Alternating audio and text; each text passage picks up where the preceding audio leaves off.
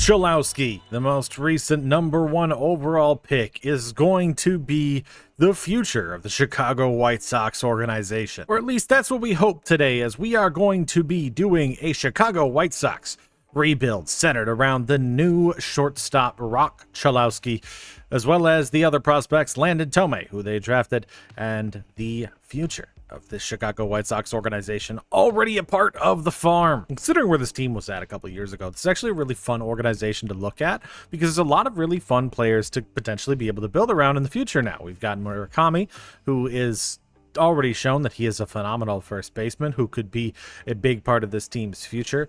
You have Colson Montgomery in the team. You've got Caleb Bonemer in the farm system. We've got some interesting pitchers on the way. And of course, one of the most complete prospects in college baseball in most recent history in Roch Cholowsky, who is a probably 4.5 tool prospect. Not really a great base runner necessarily, but can do just about everything else at a major league level. It would actually end up being kind of a shock if he doesn't end up being at least a major league replacement level shortstop, which they already have a good one in their system in Colson Montgomery. But today we're not just going to be rebuilding the White Sox to try to win a World Series here.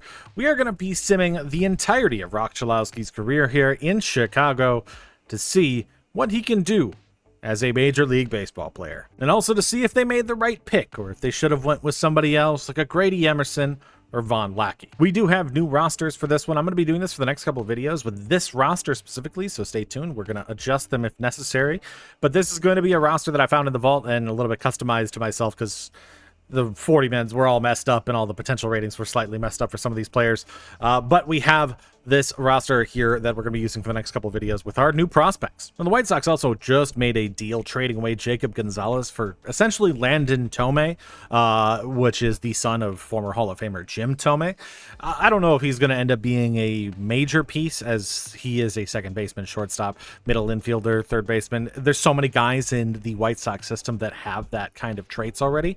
We'll see what we can do with him. I'm hoping that he will also be a part of this future. And we'll be curious because the White Sox are in a situation that's kind of interesting because they do have some prospects and some younger guys that they could stick to, they could keep around, or they could trade away, like, you know, Murakami or Miguel Vargas. But we're really just focused on the team that we have right now, as well as the players that are going to come soon in the future, because we have the #1 overall pick. I'm hoping that I can get a generational talent to add to Roch. I still have not gotten one. It's like July. Maybe this will be the time for it. Maybe I'll get one finally. That would be a fantastic core to get a generational talent around the guys that the White Sox already have. And the fun thing in real life about this White Sox team is that this team really could be competing right now. And they're adding like these players that we have to an already kind of impressive farm system. You know, we just spent the last several years of this team not really being that good. And now we've got Murakami is a rookie. Antonacci looks good. Tristan Peters looks good, as I guess he's a little bit older. You know, Brain Montgomery looks good. A lot of guys that they have that are younger that look like interesting pieces. Plus now the guys in the system. We just lost like 15 of our last 17 games going into the draft. So the goal is to just, let's get our talent. And I'm hoping that Saul Robertson, I don't know if he's going to be a generational talent. I don't believe he's that, but I think he could be very, very close to it as what I believe is going to be the top player in the draft. But he does have kind of like a noodle arm, which is weird. I don't know if he's really a center fielder. I have a lot of other interesting players down my board, like Johnny Hoffman, David Hess, Wes McGinnis. I'm hoping some of those guys will fall to us, but we are going to take Robertson to start it off. Hoping he's great. Johnny Hoffman is also a top-end guy, but I don't want to use that on a starting pitcher. I don't want to use #1 pick on a pitcher. Because it's a draft where there probably is at least 2 generational guys. Now, where did Hoffman end up getting drafted to? He fell all the way down to 20. This is another guy who could be generational at starting pitcher, but I didn't want to take him. So when we take a look at the rest of our board, the next guy on our board is David Hess. He's third on my board. We're going to take him. He looks pretty good. All-around player, not a lot of power though, but still just a good talent. Then hopefully we can get McGinnis and a couple other guys on my big board. Big board. Saul Robertson was not a generational talent, but he is an amazing prospect. 90 potential, 74 overall. Dude could come up pretty soon. I'm still concerned about his ability to actually play center field because that arm is awful. I mean, this might he might legit have to be moved to first base because of that arm being that bad. But the rest of our draft picks, okay, David Hess, 98 potential with a great bat. This dude is phenomenal to find in the second round. Kevin Sierra, pretty good, 88 potential, decent control as a start. Lozano is a decent closer. Andres Munoz, very good here as a potential starter with good control already. And Andy Hood, he was injured. That's why he was lower on my board. He ends up being great. We hit a lot of good picks there. Mainly, I think David Hess is going to be phenomenal. And Johnny Hoffman was only 90 potential, but fantastic stats. That's going to be a guy to look out for from Boston. So the break, we are plummeting right now, 45 and 51. Just a struggle. Just a struggle. We were right behind the Tigers, and we have been awful for the last couple weeks. We only have one All-Star, Kyle Teal, as the third best catcher. Yeah, we essentially have gone from a team that could be buying here to try to compete to, yeah, we're probably going to have to settle off. It's just every single person in the lineup is essentially cold. Nobody's really doing, I guess Murakami's doing well, but that's kind of expected. I don't know what guys I want to sell off. We've got a lot of young players here, so I'm going to see what value I can get. And so we've loaded up our trade block here. Miguel Vargas and Dominguez don't have to be moved. They've got a couple of years of control here. But it's not a bad idea to try to capitalize on Miguel Vargas if we don't think we're going to contend right now. We do make a deal. We get Brendan Little and Adam Macko from the Blue Jays for Austin Hayes and Andrew Benintendi. Happy to get off the Benintendi contract. They needed outfielders. And that's going to fix our bullpen, which will allow me to trade some of the older, more expensive guys. And so we move off of the two more expensive relievers, Sean Newcomb and Sir Anthony Dominguez, for one of the prospects in the Cubs system, Kane Kepley. Well, I like his vision, like his defense. He's really far away, but it just kind of saves us some cash for the offseason. Because we didn't end up trading him, I think I'm going to sign Miguel Vargas to an extension. We're going to take the money we saved from trading Sir Anthony Dominguez, and we're going to pay Miguel Vargas $69 million.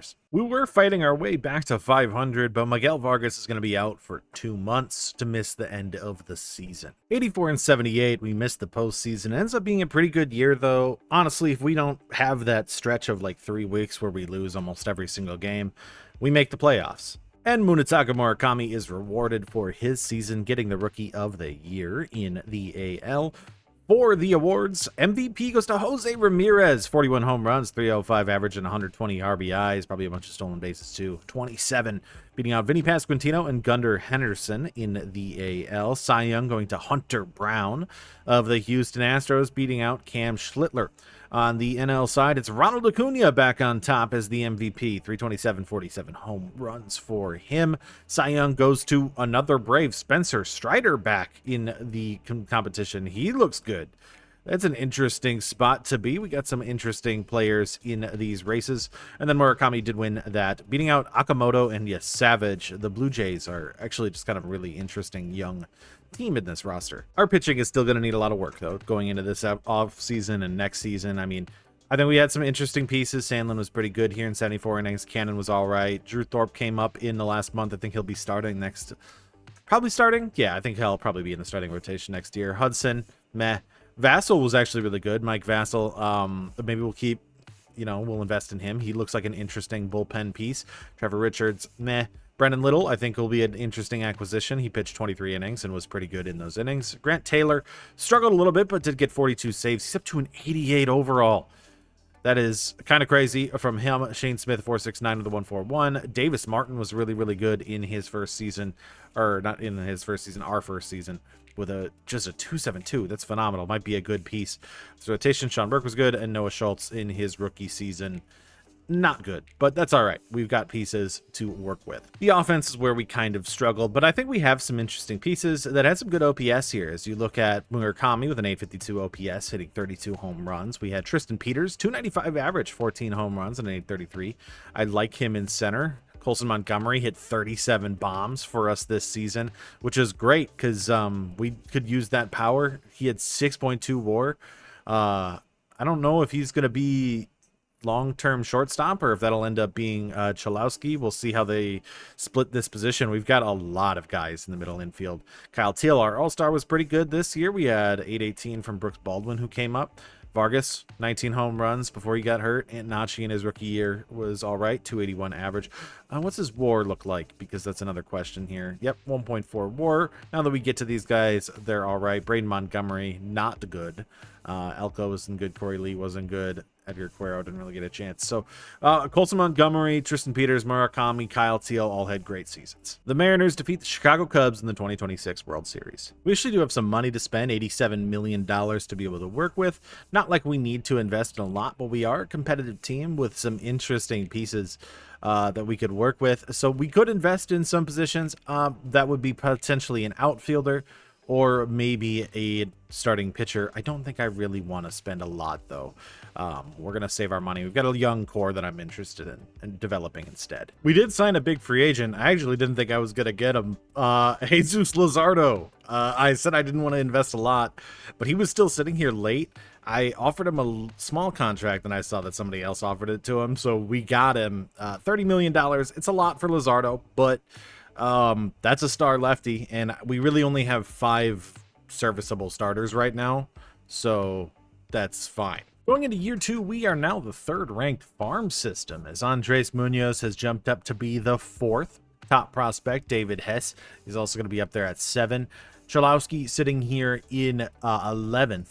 He did not play in the minors last year. We had him in single A, but we're going to have him jump straight to triple A this year. I think he can perform. I think he could be ready. And then Saul Robertson. I didn't realize he's from Australia. I'm still debating whether or not I just switch his position to first base, but we'll keep him in center for now. And if that arm creates a lot of errors, we'll just swap him. So we'll let him kind of see how he does in double A and see how well his terrible noodle arm affects him. For the actual team this season, we have Luzardo now taking the top spot in the rotation. As I was mentioning, we only have 5 starters above 80 overall, so I don't know how serviceable this rotation is. I think that's why Luzardo has to step in here. So Drew Thorpe is going to be the one who is lower than that in the rotation. Drew Thorpe going to the bullpen. Sandlin, we brought in Porter Hodge on the Rule 5.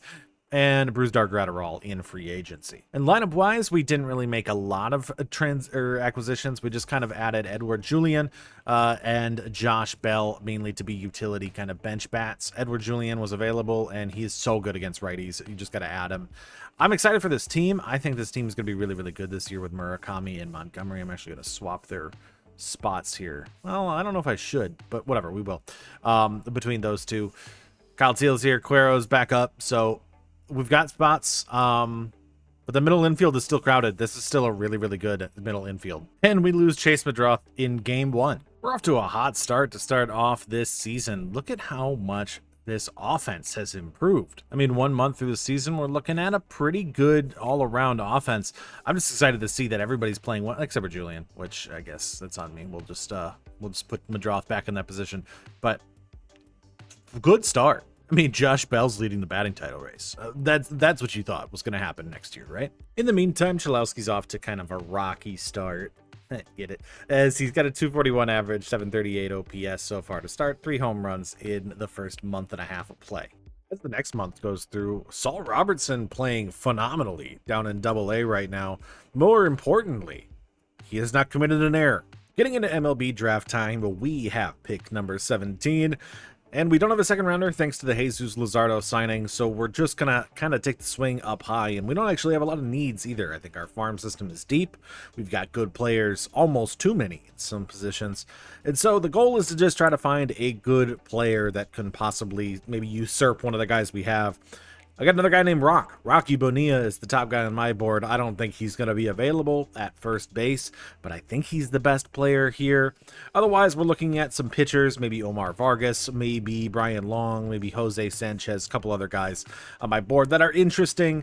There's some players in the mid rounds that might be there. Really not a deep draft, though. So my guy does not last. Rocky Bonilla gets taken by the Rays, sadly. They're going to be able to snag him. Instead of me, Omar Vargas, guy second on my board, went right after him. Brian Long went to the A's, which they need pitching, so good for them. But Jose Sanchez is still here. This is a little risky because he does have a little bit more to go. Like, he could fall a little bit still because he's originally 121. But it's not like there's a lot of players here at the top of the board that I like a lot. I think Chris Aparicio could be an interesting player, but I would have thought that he would have been taken already by somebody else if he was actually good. Tom Menard could be. I think the fielding is too good. So I think we're just going to go safe, and we're going to take a pitcher, Jose Sanchez, to be our round 1 pick. 99 potential. Jose Sanchez, he was 4th on my big board, actually. We get a 99 potential starter with a top first round pick. Phenomenal draft. Our 2 closers here are both going to be good, and then our late round starters also good, with Gustavo Los Santos being pretty good, pretty raw for him, and then Damian O'Hara, who by the way is massive, 6'5", 235, big Dutchman that we have here. I'm shocked that he is that. Oh my god, he's really good. He's better than Brian Long, who we wanted from the A's. That was our top pitcher on our board. Brent Dunn is a guy who went in the 2nd round, who I really liked. He ended up being really good, but that's fine. He's better than Omar Vargas, who, once again, decent player, but not as good as we got. And comparatively to Rocky Bonilla, he's better than him too. We thank you. We're going to thank those teams ahead of us for helping us make that decision. Wow. The AL Central is stacked this year, so our 55-43 record, while look at how much better our offense is than everybody else in this division. Our offense is ridiculous how good it is, but the pitching staff is just not up to snuff with, I think, where everybody else is. So, seeing as we're above 500, we are a competitor. I do think we probably need to buy some pitching, maybe some bullpen arms, at least a little short-term solution, because the offense is perfect. In fact, we're currently leading the league in batting average, 2nd in at bats, number 1 in runs by a lot too. Not even close really in hits, in doubles, not in triples, and a little bit lower in home runs because our power comes from Montgomery and Murakami, and I guess Miguel Vargas. But yeah, our offense is on firing on all cylinders. We got to be able to get some bullpen help here to fix this, because Jesus Luzardo is pitching well. Actually, some of our starters are. Schultz is not. Davis Martin is all right, but not good. Not good. Hudson, good. Vassell, all right. Hodge, not good. Little, not good. Gratterall, not good. Taylor, all right. We need bullpen arms. And so our all-stars are Jesus Luzardo. Great pickup. I'm actually glad that we signed him now, because that was a really good acquisition, considering that now we need pitching. And so that's good as an all-star. And then we also have Miguel Vargas is a bench. Look at how well he is playing. 20 home runs with a 320 average. He's playing amazing. Glad we just gave him that extension. And then Colson Montgomery, 27 home runs, 298. He doesn't want to be replaced. So we're going to have to decide then too, like, are we going to be the team that goes in and tries to buy Mason Miller? Do we go after Cade Smith? Might be expensive. Like, are we getting a premier closer? Or are we just getting a bunch of extra bullpen arms? Because we need something. And Grant Taylor has been really good so far. So it's going to be Mason Miller. He wasn't actually my first choice. I was going to try to make a deal with the Astros first because they had Tatsuya Mai as an available option. Instead, we're going to get 2 bullpen arms in Mason Miller and Jeremiah Estrada. We're going to give up Tanner McDougal, who's a good pitcher, former 5th-round pick, good potential. We're going to get Kane Kepley, the guy we got back from the Cubs last year, and Porter Hodge, who is a Rule 5 pickup, who I really don't have much desire to keep, especially now if we've got 2 more bullpen arms here. So yeah, our bullpen should be fixed with this problem. And to fix the last starting rotation problem we're going to go for Bailey Ober, getting him on his last year from the Twins. We are going to give up a good prospect and giving up Billy Carlson, but he definitely doesn't fit with the rest of this team. As a defensive first shortstop, we just have too many guys at that position. So now we have our new revamped rotation. And honestly, I think that this is as good as we're going to get. We didn't change anything inside the amazing lineup. We've got 2 really, really good setup guys with Estrada and Taylor for Mason Miller. There's some holes, I think, in this bullpen still. Brennan Little and Bruce Dargret are all not necessarily the best. Rotation isn't perfect, but look, we've got the best closer in all of baseball. We've got one of the better starters right now. Our goal legit is just to keep up with the Tigers and the Royals, and if we can beat them, even better. This wildcard race is going to be really close. Little AAA check-in right now as we get past the trade deadline. Caleb Bonemer is ready to come up. We could add him to this lineup as soon as we want to. He has been phenomenal down there. Roch is not committing a decent amount of errors at shortstop. He's not hitting the best. It's all right. We just need to give him more time. Maybe we send him down to Double-A to give him a little bit more time to develop, because he's just not doing that well. And then in Double-A, we've got Saul Robertson, 4.3 WAR with a 294 average. He could probably go up to Triple-A to take that spot. And Landon Tomei is doing really well down here as well, 2.4 WAR. Not as good, I think, of his bat as Saul Robertson, 765 OBS. I generally want to get that over 800 before I move a guy up. So I think Saul's just going to have to go up, and we're going to move. I guess Cholowsky's going to go down. With 1 month left to play, we are still behind the Royals and Tigers, though we are now tied with the Tigers, as our pitching staff is getting a little bit under control here, and we are holding our offensive advantage.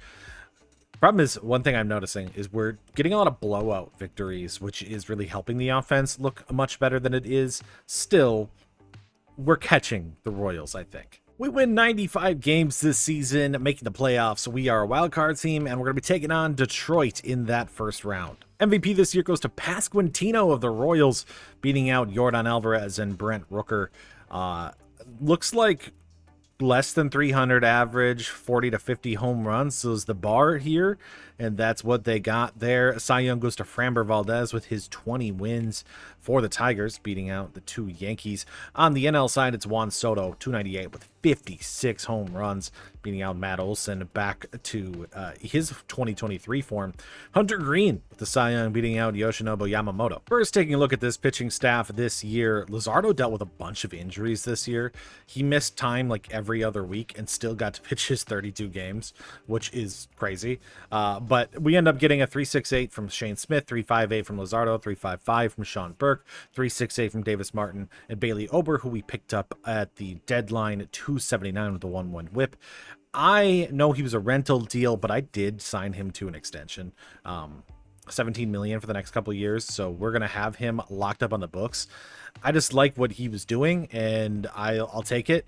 Because I don't know if Noah Schultz or Hagen Smith are going to be ready. Mike Vassell was pretty good. Schultz was not.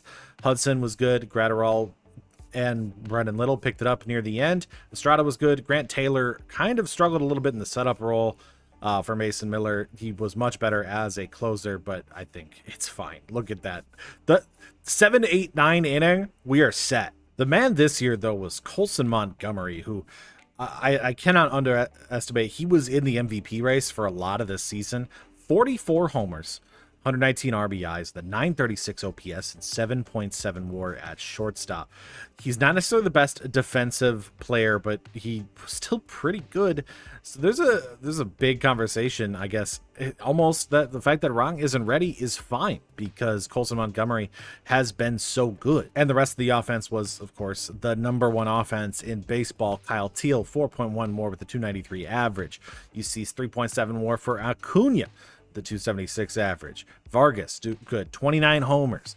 Murakami, a little bit less than I would like, only 29 homers, but he's up to a 93 overall. Just a fantastic bat. He's going to be so good in the playoffs this year for us. Then we've got Tristan Peters, very good. Meidroth was pretty good. Antonacci was good. Cuero was good. Jones was good. Bell, 17 home runs for a pickup off the bench. 11 home runs from Julian. Braden Montgomery hit 20 homers. He's kind of the weak link, but still 20 homers. So the question becomes, can we make something out of this? We have to take down Detroit here to advance to take on another division rival in the Kansas City Royals if we are able to do so.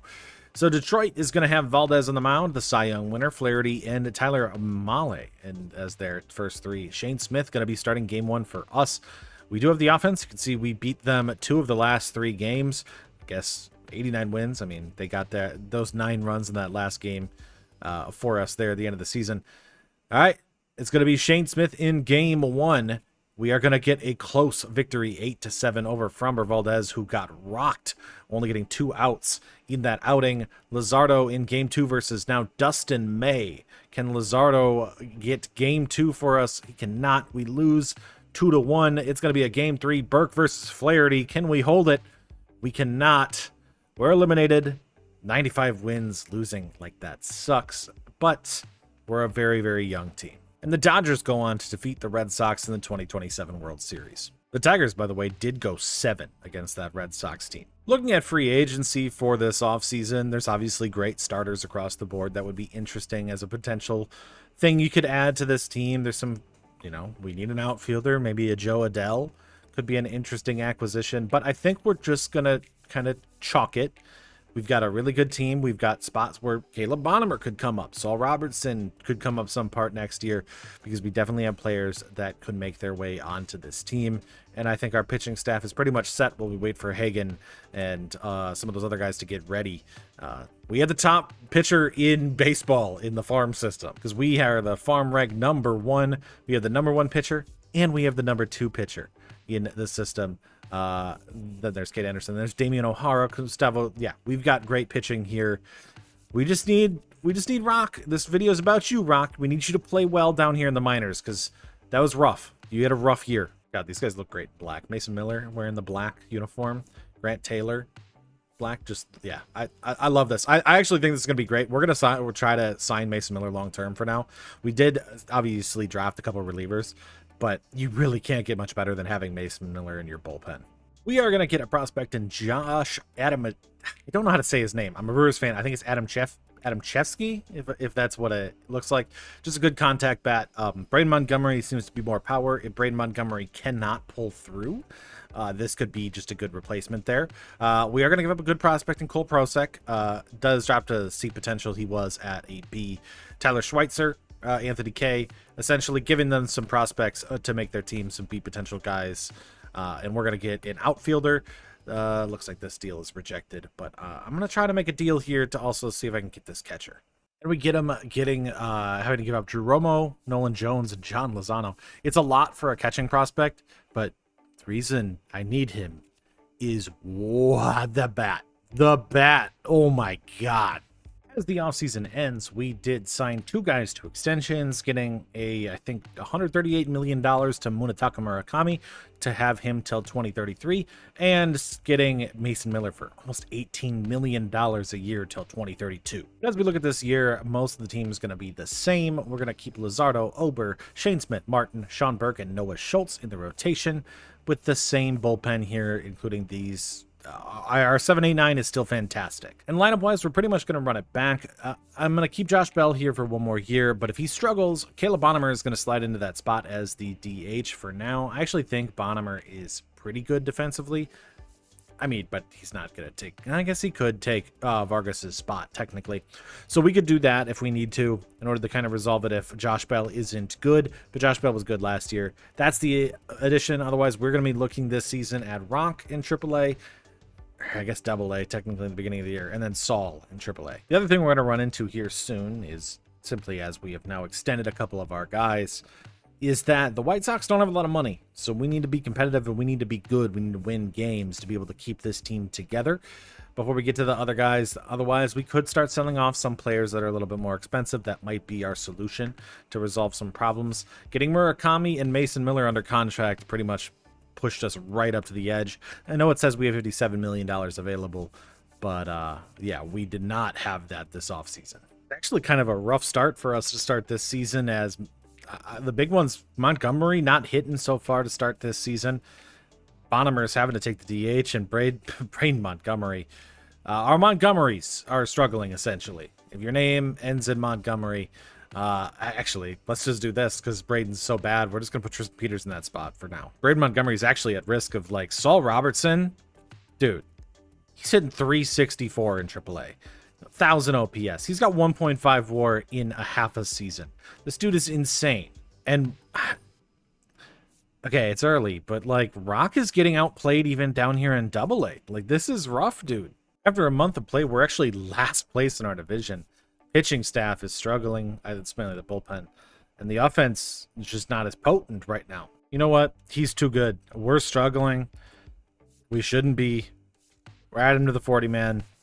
Saul Robertson's going to the majors, and to make up for it, I'm going to DFA, I guess, waive Josh Bell. And so it's time for Saul Robertson to make his major league debut. The first overall pick for us in 2026 as an outfielder. No arm, but doesn't matter because he's got a good bat. In his first at-bat against Ian Seymour, he did struggle and come up with a strikeout in his first time coming up. Little disappointing as a start, but he eventually put it together, getting a good hit just over the head of the second baseman for his first career major league hit, getting a single in the 6th inning of this game against the Tampa Bay Rays. And I was happy to get it because that meant that we can see what he can do kind of in the future. I think he's going to be a great contact hitter. Actually, I think he's going to be a pretty much all-around player. And we saw more as later in the game, he got a ball down the line for his first extra base hit and then turned that into a stolen third base. It's actually like him and Cholowsky have all opposite skill sets because he can steal bags. It ended up being Robertson getting a couple hits. That was very important as we get a win in this game. And Tomei is playing very well right now down in the minors. I think we're going to call him up to AAA. He's getting one step closer as Saul Robertson now moves up into the majors. Bonemer's up, Robertson's up, Tomei's up to AAA, and Cholowsky is in 251 now. It's much better. I think we're getting a little bit closer. This is an insane offer by the Marlins, by the way. I don't think I've ever been in a position where I could have gotten a deal like Kyle Bradish. I love in this game. Braxton Garrett, I love in this game. Don't know much about Ryan Gusto, but he's an all-around bullpen arm with a bunch of years of team control. I don't think I'm going to do it, though. I don't think Gustavo de los Santos is going to be necessarily the best, but I don't have room for this on my roster. And I think we just stick with what we got. Year 3 draft, we are sitting at pick 21. We do have our second round pick as we did not use it in the free agency period this year. And once again, we're looking at a draft filled with a lot of really good pitchers that could be interesting to add to the team, including Miles Anaya, who is actually number 1 on our draft board. We do have a few position players in Alejandro Vargas, Manuel Vizquez, and Liam Lopez, who I think could all be interesting, but it's mainly pitcher heavy in this draft that I'm hoping essentially that we can get maybe Alejandro Vargas, maybe a couple of those pitchers, another phenomenal draft incoming. So the Pirates took Alejandro Vargas, my top position player. My second rated position player was Manuel Vizquez. He went 2 picks before it. So we could take Liam Lopez, but honestly, Miles Anaya is still here. Liam Lopez probably won't be available in the next round. Miles Anaya might be, and that's where the risk is. But also, I don't have Liam Lopez fully scouted. He might not be good. I think we're just going to take Miles Anaya and be safe. Not going to get a lot of position players, just like last year. Another phenomenal draft is Miles Anaya. 94 potential starting pitcher. Good control, good hits per 9. Another stud, 63 overall. We are going to have a great pitching staff in the next couple of years to build around our guys. And then we got Michael Brookshire, who is the short one of our Dutch trio. We now have 3 Dutchmen coming in to be big starting pitchers in the future. Took 2 random swings on Ferreira and Hamill. They end up being all right. And then nothing really else here on other swings. Almost everybody off my board was gone by then. But we got 2 more studs as part of our future rotation. Liam Lopez was the guy we were debating here. He does have 85 potential, good vision. So could have been a good pick at first base. But Alejandro Vargas, man, that would have been the pick. That dude looks fantastic as a future superstar third baseman. We have bought back this season. We are 51 and 46 as we approach the All-Star break and then eventually the trade deadline. But I don't think we are going to make any moves this year. We've got a lot of young guys that I think are ready to go. I think we could essentially... It's almost a year where you would almost want to sell. But we're a playoff contender here. You can't afford to sell if that's where you think you're going to be. Though we are not necessarily a good team because we only have Basin Miller and Kyle Teal as our all-stars. Kyle Teal fitting into that spot again. Yeah, when Montgomery is playing poorly and Murakami is not playing how you need him to be, yeah, you're not going to be as competitive as you need to be. We are going to get Kyle Bradish, though, in a deal just because I need a bullpen arm. We're going to give up Robert Chick, who is just kind of, you know, one of those 22-year-old A potential guys that I found just sitting around, and give up Jonathan Cannon. Saves us some money. And now we have a bullpen arm because, dude, Brendan Little is awful, and we just need just a little bit better in this bullpen. Good time to check in on the two prospects that were sitting here down in our minors. Landon Tomei hitting 344 with a 924 OPS. Not a lot of game opportunities for him, but doing really, really well in AAA. And Roch, I think I'll move him up to AAA for the last month here, see if he can kind of hold that bat. It's not what you want it to be. I wish he was a little bit better, but defensively, he's still pretty good. He's just not... He's not full yet. Being a wide, like, no distinct talent to, like, hold him up. Like, players like Robertson have a fantastic bat and great contact tools, or some guys have great power tools. And so you're like, this, I can see this translating to the major league level. Because he's an all-around player, it's going to take time before he's got all-around level talent. 77 overall, but if every single part of him is kind of middle of the road, no, there's nothing that stands out above a replacement level player yet. Also, as we get a couple weeks into, you know, Bonemer started off actually really hot on the bench. He got really, really cold when I put him into the rotation. But he is back up there, 257 with a 780 OPS, 17 home runs right now, where he could win Rookie of the Year at third base or DH, whatever you want to say he's playing. And then you've got Saul Robertson, who is also hitting very, very well, 831 OPS, 2.5 WAR. He's not going to get to Rookie of the Year because he came up a little bit late, but those two guys, I think are kind of making you question whether or not you start to consider, hey, do we trade away Miguel Vargas, who has been phenomenal, or do you trade away Meidroth, who has been phenomenal? I don't know. This team is really, really good right now. We win 87 games this year, a little bit of a, you know, slide back. Our offense was not as potent as it was last year, but still good enough to win the division and make the playoffs, take on the Royals in the division series. And we get an award as Caleb Bonemer wins Rookie of the Year at third base. Great player to bring up this year. He was great last year in the minors. This year he was great in the majors. Brent Rooker wins the MVP with a 307 average and 54 home runs, beating out Caminero and Kurtz. In the AL, Cy Young going to Framber Valdez. This is a wins award this year. This is awful. Neither of those guys deserved it. Kyle Tucker wins the MVP. Curtis Mead? What the? All right. Curtis? What the? Okay. All right. Kyle Tucker wins the MVP, though. And then the Cy Young goes to Yoshinobu Yamamoto, beating out Skeens and Sanchez. We go over to the Rookie of the Year race. Robertson caught him. That was close. Less games, less opportunities. 100 games. 132 games. Man, you almost give that to Saul Robertson. Taking a look, starting at the rotation, we had a great season from Luzardo this year. Shane Smith, not so much. Sean Burke, not so much. Davis Martin, pretty good year for him, 15-9 with a 331. Schultz, not so much. Ober, not so much. Drew Thorpe wasn't there. I think he just replaced Brendan Little. Vassell wasn't that great. Gratterall was all right. Bradish, great acquisition. Glad we brought him in. Grant Taylor was mediocre. Estrada was bad. And Miller, yeah, our pitching was not very good this year. Taking a look at the offensive side, we see Kyle Teal with an 888 OPS leading the way. I don't think he led the way in OPS. We have got 888, 891, and 891 right there, 879. So these four guys, Kyle Teal, Tristan Peters, Antonacci, and Robertson, all really good. Tristan Peters hit 27 home runs, 20 from Kyle Teal. But Kyle Teal does lead the way in WAR for us this year with 6.1 WAR. Really good. Tristan Peters had a 5.8, and Antonacci 5.1. Saul Robertson had a 4.5 WAR in that 100 games.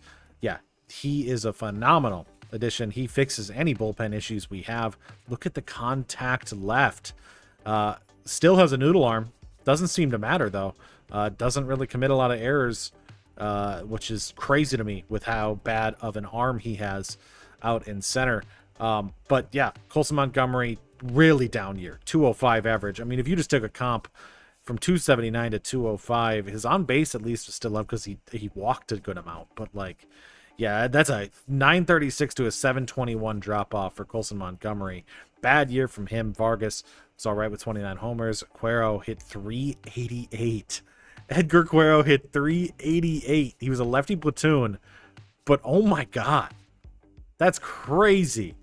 Meidroth 3.9, 287. Acuna, all right. Murakami, 36 home runs.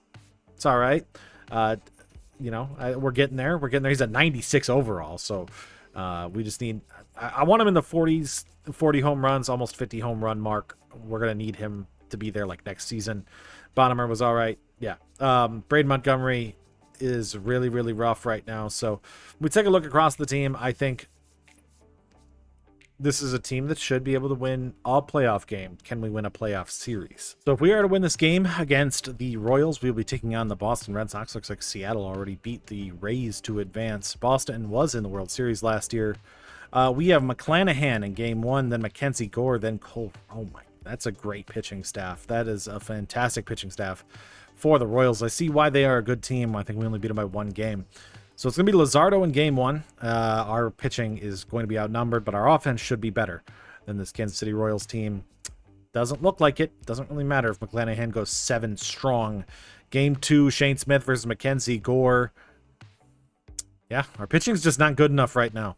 And the Red Sox do end up winning that World Series, defeating the Dodgers. It's a Corey Seager World Series MVP over the Dodgers. Brian O'Hearn won it last year, and then J.P. Crawford the year before. So, yeah, it's we got to fix the pitching staff. We got to fix the pitching staff, I think, is really where we do it. So if we're going to invest in any trades, I guess it's improving this pitching staff, because our pitchers are just a couple years away yet. And that is something that we do need to consider. Our team is almost on 2 timelines right now. Our lineup is ready right now, but our pitching is still a couple years away from being ready. We've got great guys: Jose Sanchez, Hagen Smith, the 3 Dutchmen, Andres Munoz. They're just, none of them are going to be ready for the majors. So we just need to, maybe we got to make some adjustments. Maybe Shane Smith, Sean Burke, all those guys. We talk about maybe let's invest in some short-term solutions for some pitchers to get us some playoff wins with this lineup. And then our new pitchers can come in with Cholowsky, who, speaking of which, is up to a 78 overall now. He did go up 4 overall. Glad he stayed in AA for most of the time. He got up to AAA, and he only hit 209. So he's not ready yet, and it sucks because he's already 23. But notably, because we have not been able to get out of that first round, we are in the hole, $2.7 million. So I think we're going to have to sell a little bit here this offseason. We do not have the money to retain this roster. Now, when I think about that and what that looks like, I think we have to make some decisions on a few players here. I think Mason Miller, I don't want to get rid of. Murakami, obviously not. Luzardo's been pretty good. Bailey Ober, Miguel Vargas, Edward Julian, I think, are all 3 guys that are going to be here on the market. I don't really want to get rid of Miguel Vargas. He's been really good. 29 homers the last 2 years. But we do have guys coming up that could take that spot. You know, we got Bonemer who can move in there. We've got Robertson. Landon Tomei was really good. We can see what value we could get from Miguel Vargas. But Bailey Ober and Edward Julian got to go. We got to save some money. And I hate it too, because I understand that this just, for White Sox fans, this is 100%. It just feels like what they are normally used to, right? Their owners are cheap. They can't really afford to keep this team together. And they're like, hey, why don't you spend money on a competitor? But we don't have it. And we're just not really a competitor right now. A's countered a deal for me that gives me a bunch of cheap contracts we're going to get off of Edward Julian, Gratterall, and Brendan Little. Now, this is a riskier move. We're getting Shane Baz, who has not been very good, but he is cheap. He's $13 million a year. He's essentially going to be very similar value to what I had in Shane Smith. But Shane Smith still had a couple of years of arbitration where he was going to get more expensive. Baz is locked in at $13.6 million. If I can get a good year out of him, which we're kind of buying low on him, then maybe he will be up to the value that we get. It's been really hard to try to trade Bailey Ober. I did have to give up Danny Hamill in this deal. And we lose it on Kyle Bradish, so I think if I get a deal done, I have to try to get a reliever now. And so we're going to shed that last bit of money. I'm going to keep Vargas, and we're going to send off Bailey Ober for Giovanni Cruz, who is still a cheap deal. Not necessarily a great reliever. I mean, he was 2 years ago. Yeah, he's not really a good reliever. But whatever. It was a salary dump anyways. I'll say the trades I've seen in this video have been kind of crazy. I mean, one, these are good prospects, fantastic prospects for the Diamondbacks to get, but to trade Burns, Fott, and Bowers in the same deal. If the Braves did that deal where they essentially get a bunch of starting pitchers, that means I think they've got probably a good 20 good starting pitchers in their system. And Brandon Fott is only $9 million. So I'm going to go get him. All right. 2029, we've saved our money. This is going to be the new team going into this year. Shane Baz now in the rotation. Brendan Fott in the rotation. Drew Thorpe is going to be up into the rotation again. We've got Yvonne Cruz, Jason Foley, and then the other guys here. I hope this is a better pitching staff. And lineup-wise, we were able to keep Miguel Vargas, which is nice because he's been very, very good for us. And Landon Tome, surprisingly, is going to be the one who comes up, not Roch. I need to see Roch give me 250 in AAA. Just give me 250 in AAA and I'll call you up. I can't have this be a video about a guy who literally can't make it to the majors. He's already 24. But the important thing to note is we are starting to get a little tight on money. You know, we just did our saving, and Schultz is going into arbitration. Montgomery's going into arbitration. And Antonacci's going into arbitration. Peters, Kyle Teal. So we are in a spot now where we might have to start letting guys walk. This team is still just not performing at the level it needs to be able to be affordable. Because we have $44 million, but I seriously doubt that Kyle Teal is going to cost me $6 million next year, or Montgomery's going to cost me $11 million next year. I also think this might be the last year I do any scouting. Then I'll probably turn scouting onto automatic. We simply are in a position where we have the #1 farm system. We've got a lot of players. I don't really need to add more, especially if I continue to draft the level that I've drafted. And Antonacci gets a hit in his first ever game, a hit, a walk on a 1-for-3 day. And after a month of play, our pitching staff is still bad. Our offense is phenomenal again, but our pitching staff still struggling. Like an 8 point, it's obviously small sample size, but 8.68, 6.25 from Schultz, 7 from Burke. Boz has been all right. Fott's fine. Like this is just bad. We really got to figure out this pitching thing. Which I would say, whatever.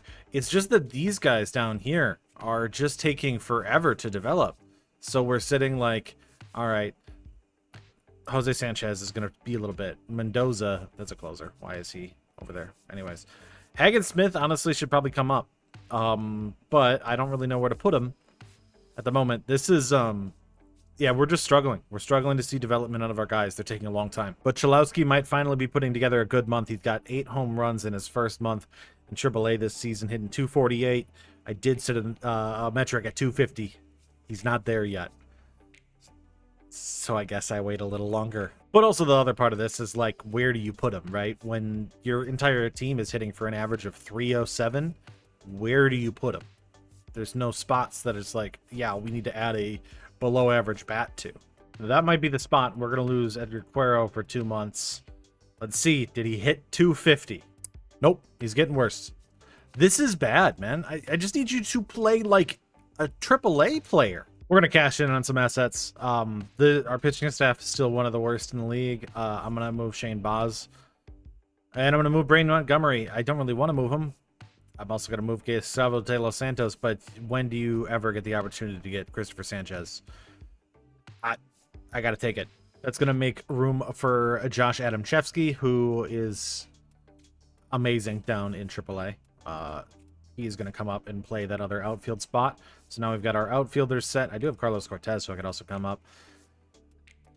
And we're still debating. I mean, at this point, do I just do it? There's really not a spot for him. But at this point, I say I think I just do it. I think we just bring him up. Why not? He's not going to win Rookie of the Year, but he's already 24. AAA seems to not work for him. Maybe this will flip and he'll be just amazing in the major leagues. So game 1 of Roch Cholowsky's career is kind of as expected, I guess, for us. Christopher Sanchez on the mound, so we have a new outing, but we get rocked in the beginning. We gave up 11 runs in the first 3 innings between Schultz and Sanchez. They got absolutely destroyed by Zach Neto and Mike Trout. Cholowsky came in, ground out, strikeout, ground out, strikeout. Yeah, dude can't hit. So we lost game 1 with him. I don't know what we're going to see from him, man. It takes 3 games where we see Cholowsky struggle before finally gets a little worm burner into the gap to get his first hit of his major league career, following it up with another one, actually, as he seems to string 2 hits together in the same game. And while we were losing, you know, he came up again. I was like, all right, let's see what else he gets. And then dude proceeds to hit a home run? What? Okay. All right. Maybe you got me. Maybe you are a Major League Baseball player, Roch Cholowsky. And while it's a small sample size, by the end of his first month of play, he's hitting 348 with 1,000 OPS and 4 home runs, mainly DHing, not playing in the outfield yet, just because we obviously have Colson Montgomery. But okay, maybe I hesitated too much. Dude can hit. He just really could not hit in AAA. Going into the last draft that we are going to be focusing on, Jimmy Gaucho is the top guy on the board, but he does not have good hits per 9, so I don't necessarily think I like him. That's why you see on my draft board I have a lot of position players first. I really am just trying to get trade assets and guys that I think could be valuable, so we're looking for higher potential ratings. We're just looking for swings. Position players would be preferred. We have a lot of pitching already. Maybe we'll hit on somebody. I find it unlikely. So by the time I get to my pick, it looks like Oliver Fletcher, my second guy on the board, is gone. Jimenez, my third guy on my board, is gone. Montez, my number 1 guy on my board, is gone. Which brings us to third baseman, Eldon Hendrickson. Now, this is a risky pick because this could likely be a bust. We did not scout him.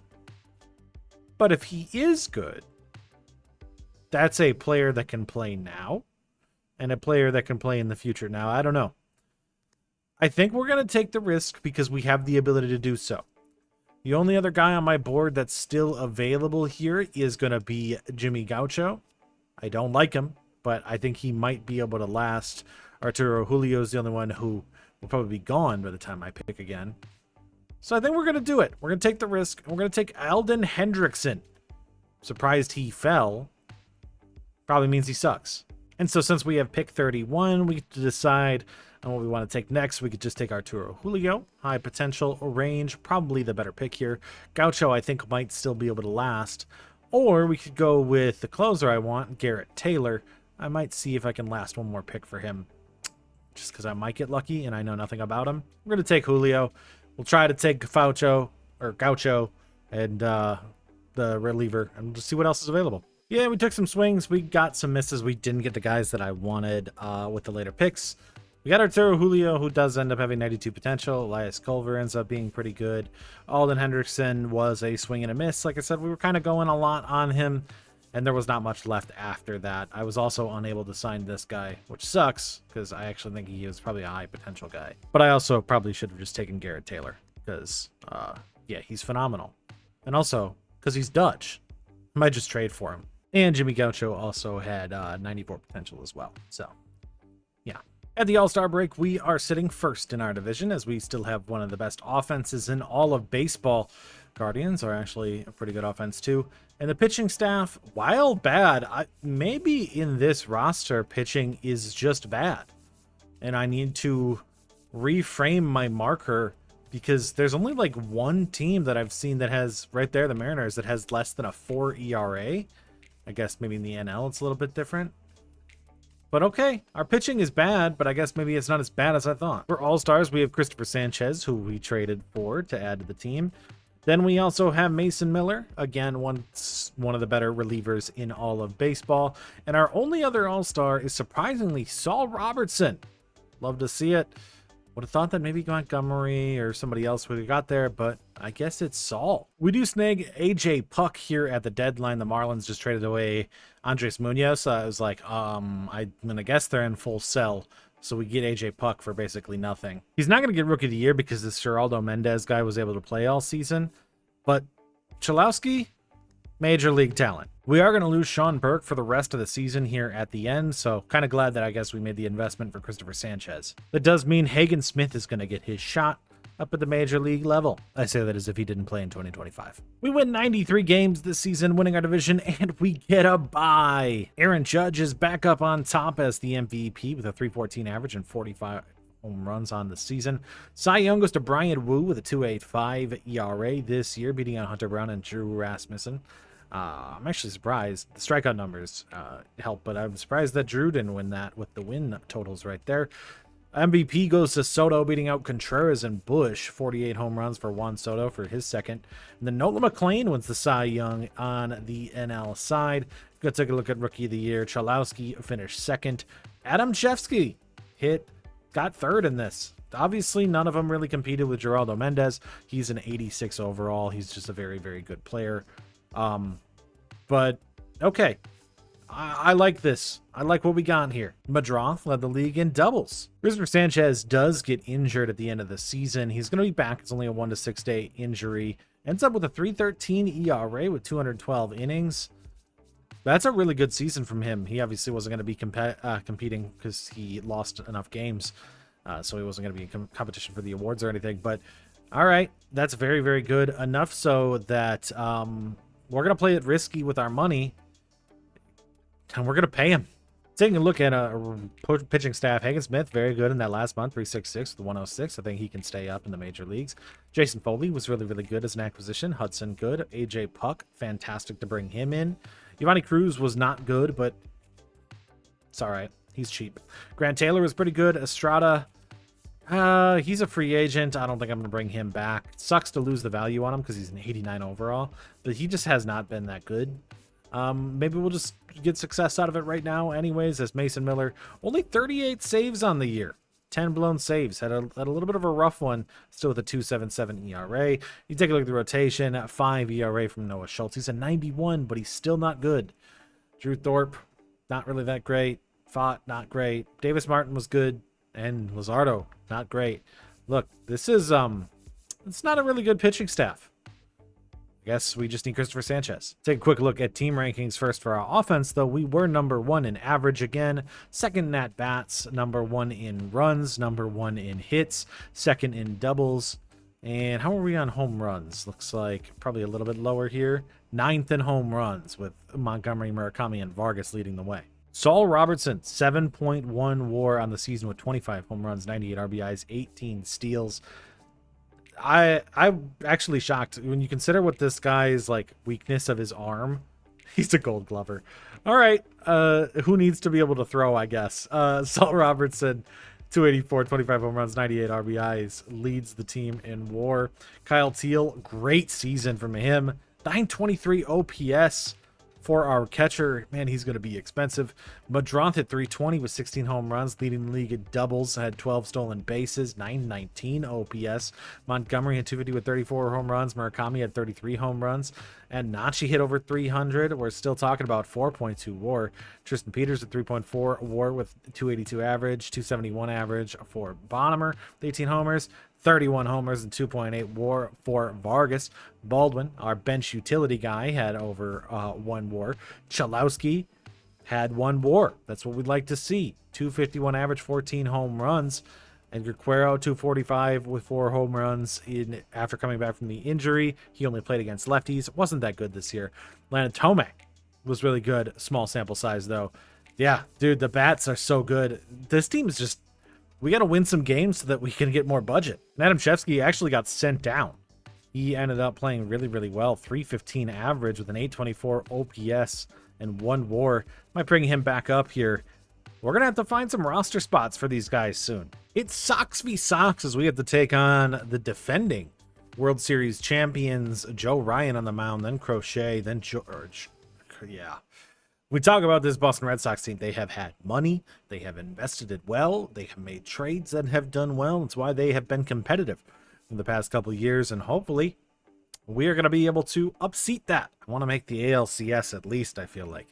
Noah Schultz in game 1. Then Drew... Man.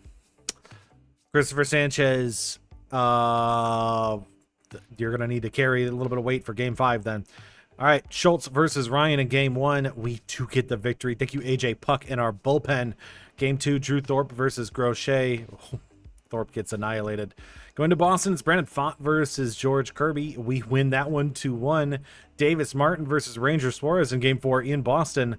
We win without Christopher Sanchez.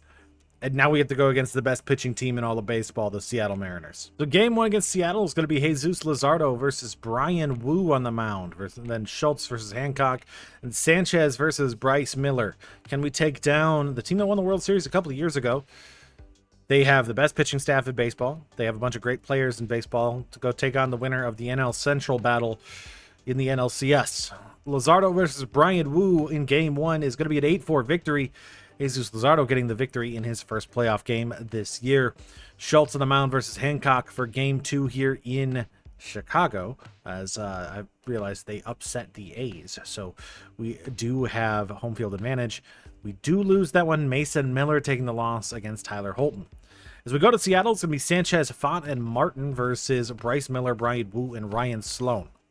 In Seattle here, Sanchez versus Miller is going to be a 6-7 loss as Grant Taylor takes the L. Down 2-1 to Seattle, Font versus Wu. We are down 3-1. Davis Martin versus Ryan Sloan in Seattle. We need the game. We need to win. We get it. It's going to be Luzardo versus Hancock and then Schultz versus Kolek. Pittsburgh has advanced to the World Series. Luzardo versus Hancock. Give me an elimination game. Here we go. And so here we are, Game 7 against the Seattle Mariners for the chance for us to be able to go to the World Series with this White Sox roster, built mainly still around Murakami and Colson Montgomery. We're going to have Noah Schultz on the mound. He has struggled, but he was good so far this postseason. And they have Luis Arias to lead them off, who is, of course, the greatest player of all time.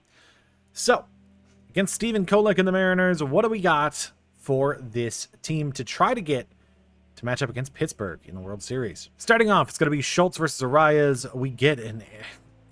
Can't let him get lucky. Gets on second base with an error before a flyout for Raleigh, ground out for Okamoto, and a flyout. We get out of the jam after Arias gets lucky and gets on base. Kyle Teal's going to lead us off with a ground out before Antonacci lines out and Montgomery grounds out. After the first, we're going to Cole Emerson, who gets a single. Then a single from Naylor. Runners in the corners for Dominic Canzone. Stolen base, but runners on second and third for Canzone. Sac fly makes it 1-0. Ground out and a strikeout. Mariners have the lead 1-0 going into the bottom of the second. Arias leading off the top of the third against Schultz with a single. Raleigh gets a single. Okamoto gets a walk. Julio's going to walk. Ground out, gets another run. It's 3-0. Strikeout. Ground out. I think that's probably the end of Schultz's day.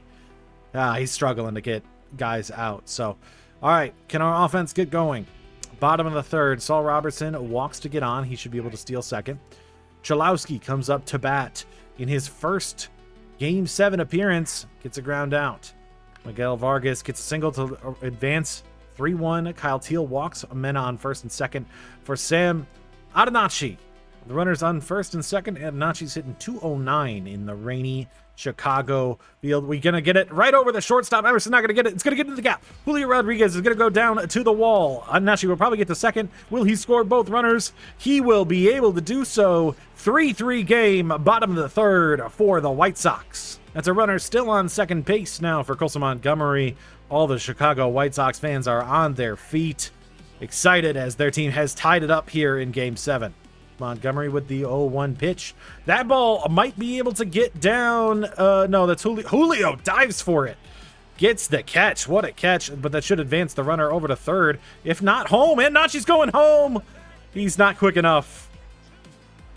What a play by Julio Rodriguez. We're already talking about an instant classic with how that third inning just went.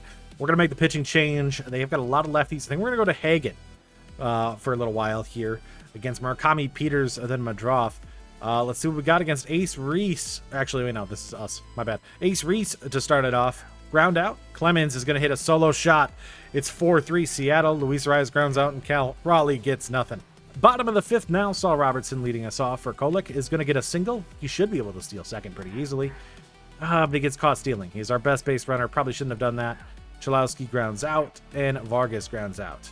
Kyle Teal leading off the bottom of the sixth against Stephen Kolek with a single before a walk puts runners on first and second for Colson Montgomery. Bottom of the sixth here for Colson Montgomery. Runners on first and second. Another clutch opportunity for him. Last time he got it really deep to center field, but just wasn't able to get the runner in as Antonacci got caught. Montgomery going to hit that one deep to the outfield. Not going to get anything out of it, though. Canzone will get under the ball. One out. That's going to bring up Munetaka Murakami here in the bottom of the sixth for a chance to tie the game or at least take the lead. Not at least. That's backwards. Maybe take the lead if Murakami can get a big hit. That's going to also go into it. Canzone can't get to it. That should get that runner in. Probably one run score. Throws offline. It might be two. Murakami in with a double. 5-4 lead. Chicago. What a game here in the rain. Tristan Peters coming up to bat with Murakami on second. It's the offense we want to see here. 1-1 count in the bottom of this sixth for Tristan Peters. He's going to pop that one up, though, over to Emerson. Chase Meidroth here in the bottom of the sixth with a chance to extend this lead. 947 OPS in the last 95 games. He was one of the best hitters on this team, though he's struggling in the postseason. Chase Meidroth with a 2-2 pitch from Jose Ferrer. He's going to ground that one down the first base line. Naylor's going to be able to get to it and end the sixth. But the White Sox take the lead thanks to Munetaka Murakami. It's time to bring in Jeremiah Estrada, as we're going to get to this bottom last couple innings for the White Sox. We supposedly have one of the best 7, 8, 9 inning stretches between Estrada, Taylor, and Miller. But can they hold a 1-run lead over the Seattle Mariners? I mean, preferably, can we get an extra run to support it? Cody Clemens going to start it off with a single on Estrada before Arias comes up and flies out. Riley strikes out. Okamoto gets a fielder's choice. We get out of the seventh. Bottom of the seventh, Saul Robertson versus Eduard Bazardo, as he's going to get on with a single. We're going to steal second. We are going to steal second. Let's see what Cholowsky can do. This is the man the video's about. 0-1 count for Cholowsky here in the bottom of the seventh. He's going to get it over Naylor's head. I don't think he's going to be able to score. Robertson is very, very fast. He's going to score. Cholowsky, RBI, single, 6-4 game. That's exactly what we wanted to see out of our former first overall pick. Now with a 2-run lead for Miguel Vargas, we're going to get a pop-up, then a single, puts 2 men on for Antonacci, who hits a 3-run shot. It's 9-4. We've got a big lead now. We just need to hold it. Murakami with a home run at 10-4. The White Sox defeat the Mariners. That is a 3-1 comeback for your Chicago White Sox, defeating the Seattle Mariners and advancing back to the World Series for the first time since 2005. A team that struggled the last couple of years. Our pitching has not been good, but man, when the offense shows up, the offense shows up. And today it showed up. In fact, yesterday it showed up. Even in Game 5 it showed up.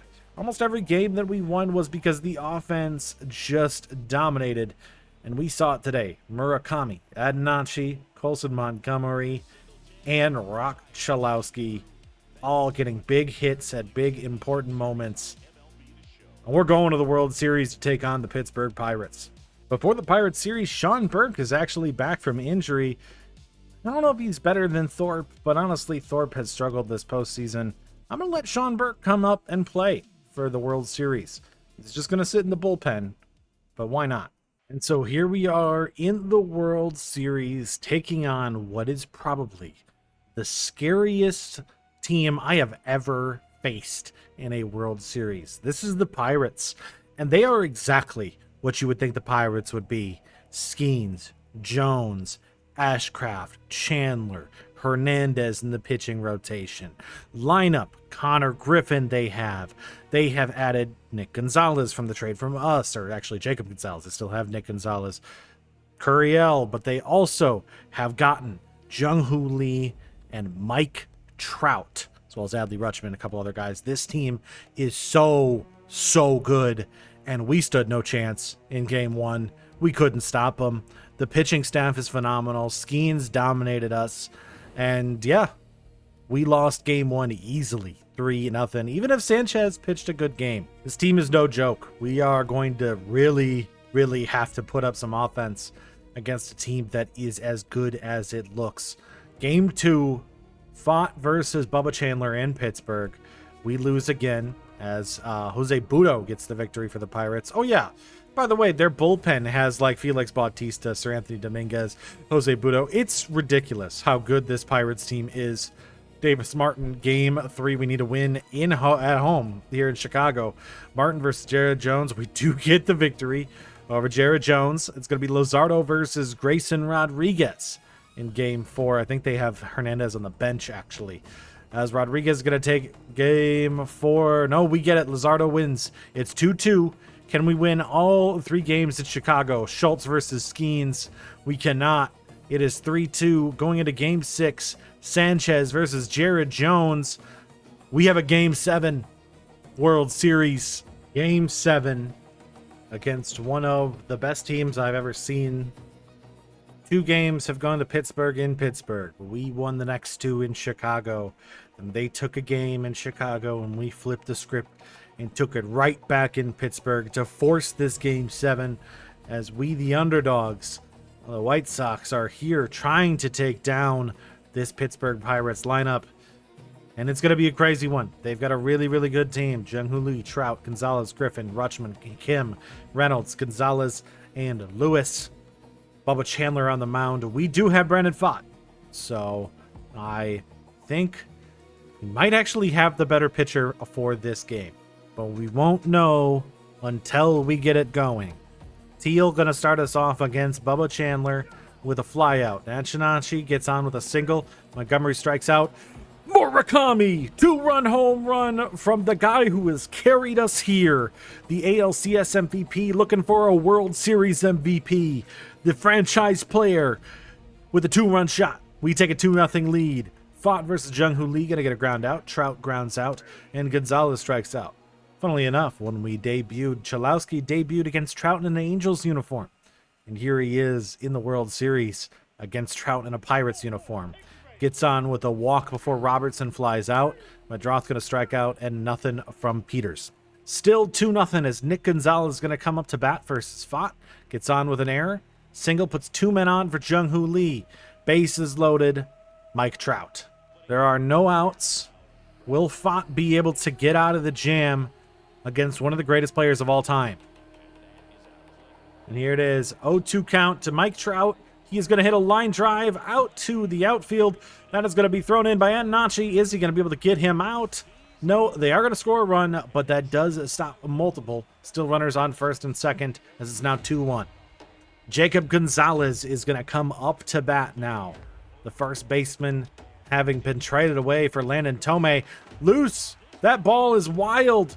Pfaadt misses. It's going to be second and third. That ball bounced ridiculously away from Kyle Teal. Hit the ump's foot. It hit the ump's foot. That ball's going to be grounded right in between the gap. They're going to score 2 runs off of the Jacob Gonzalez single.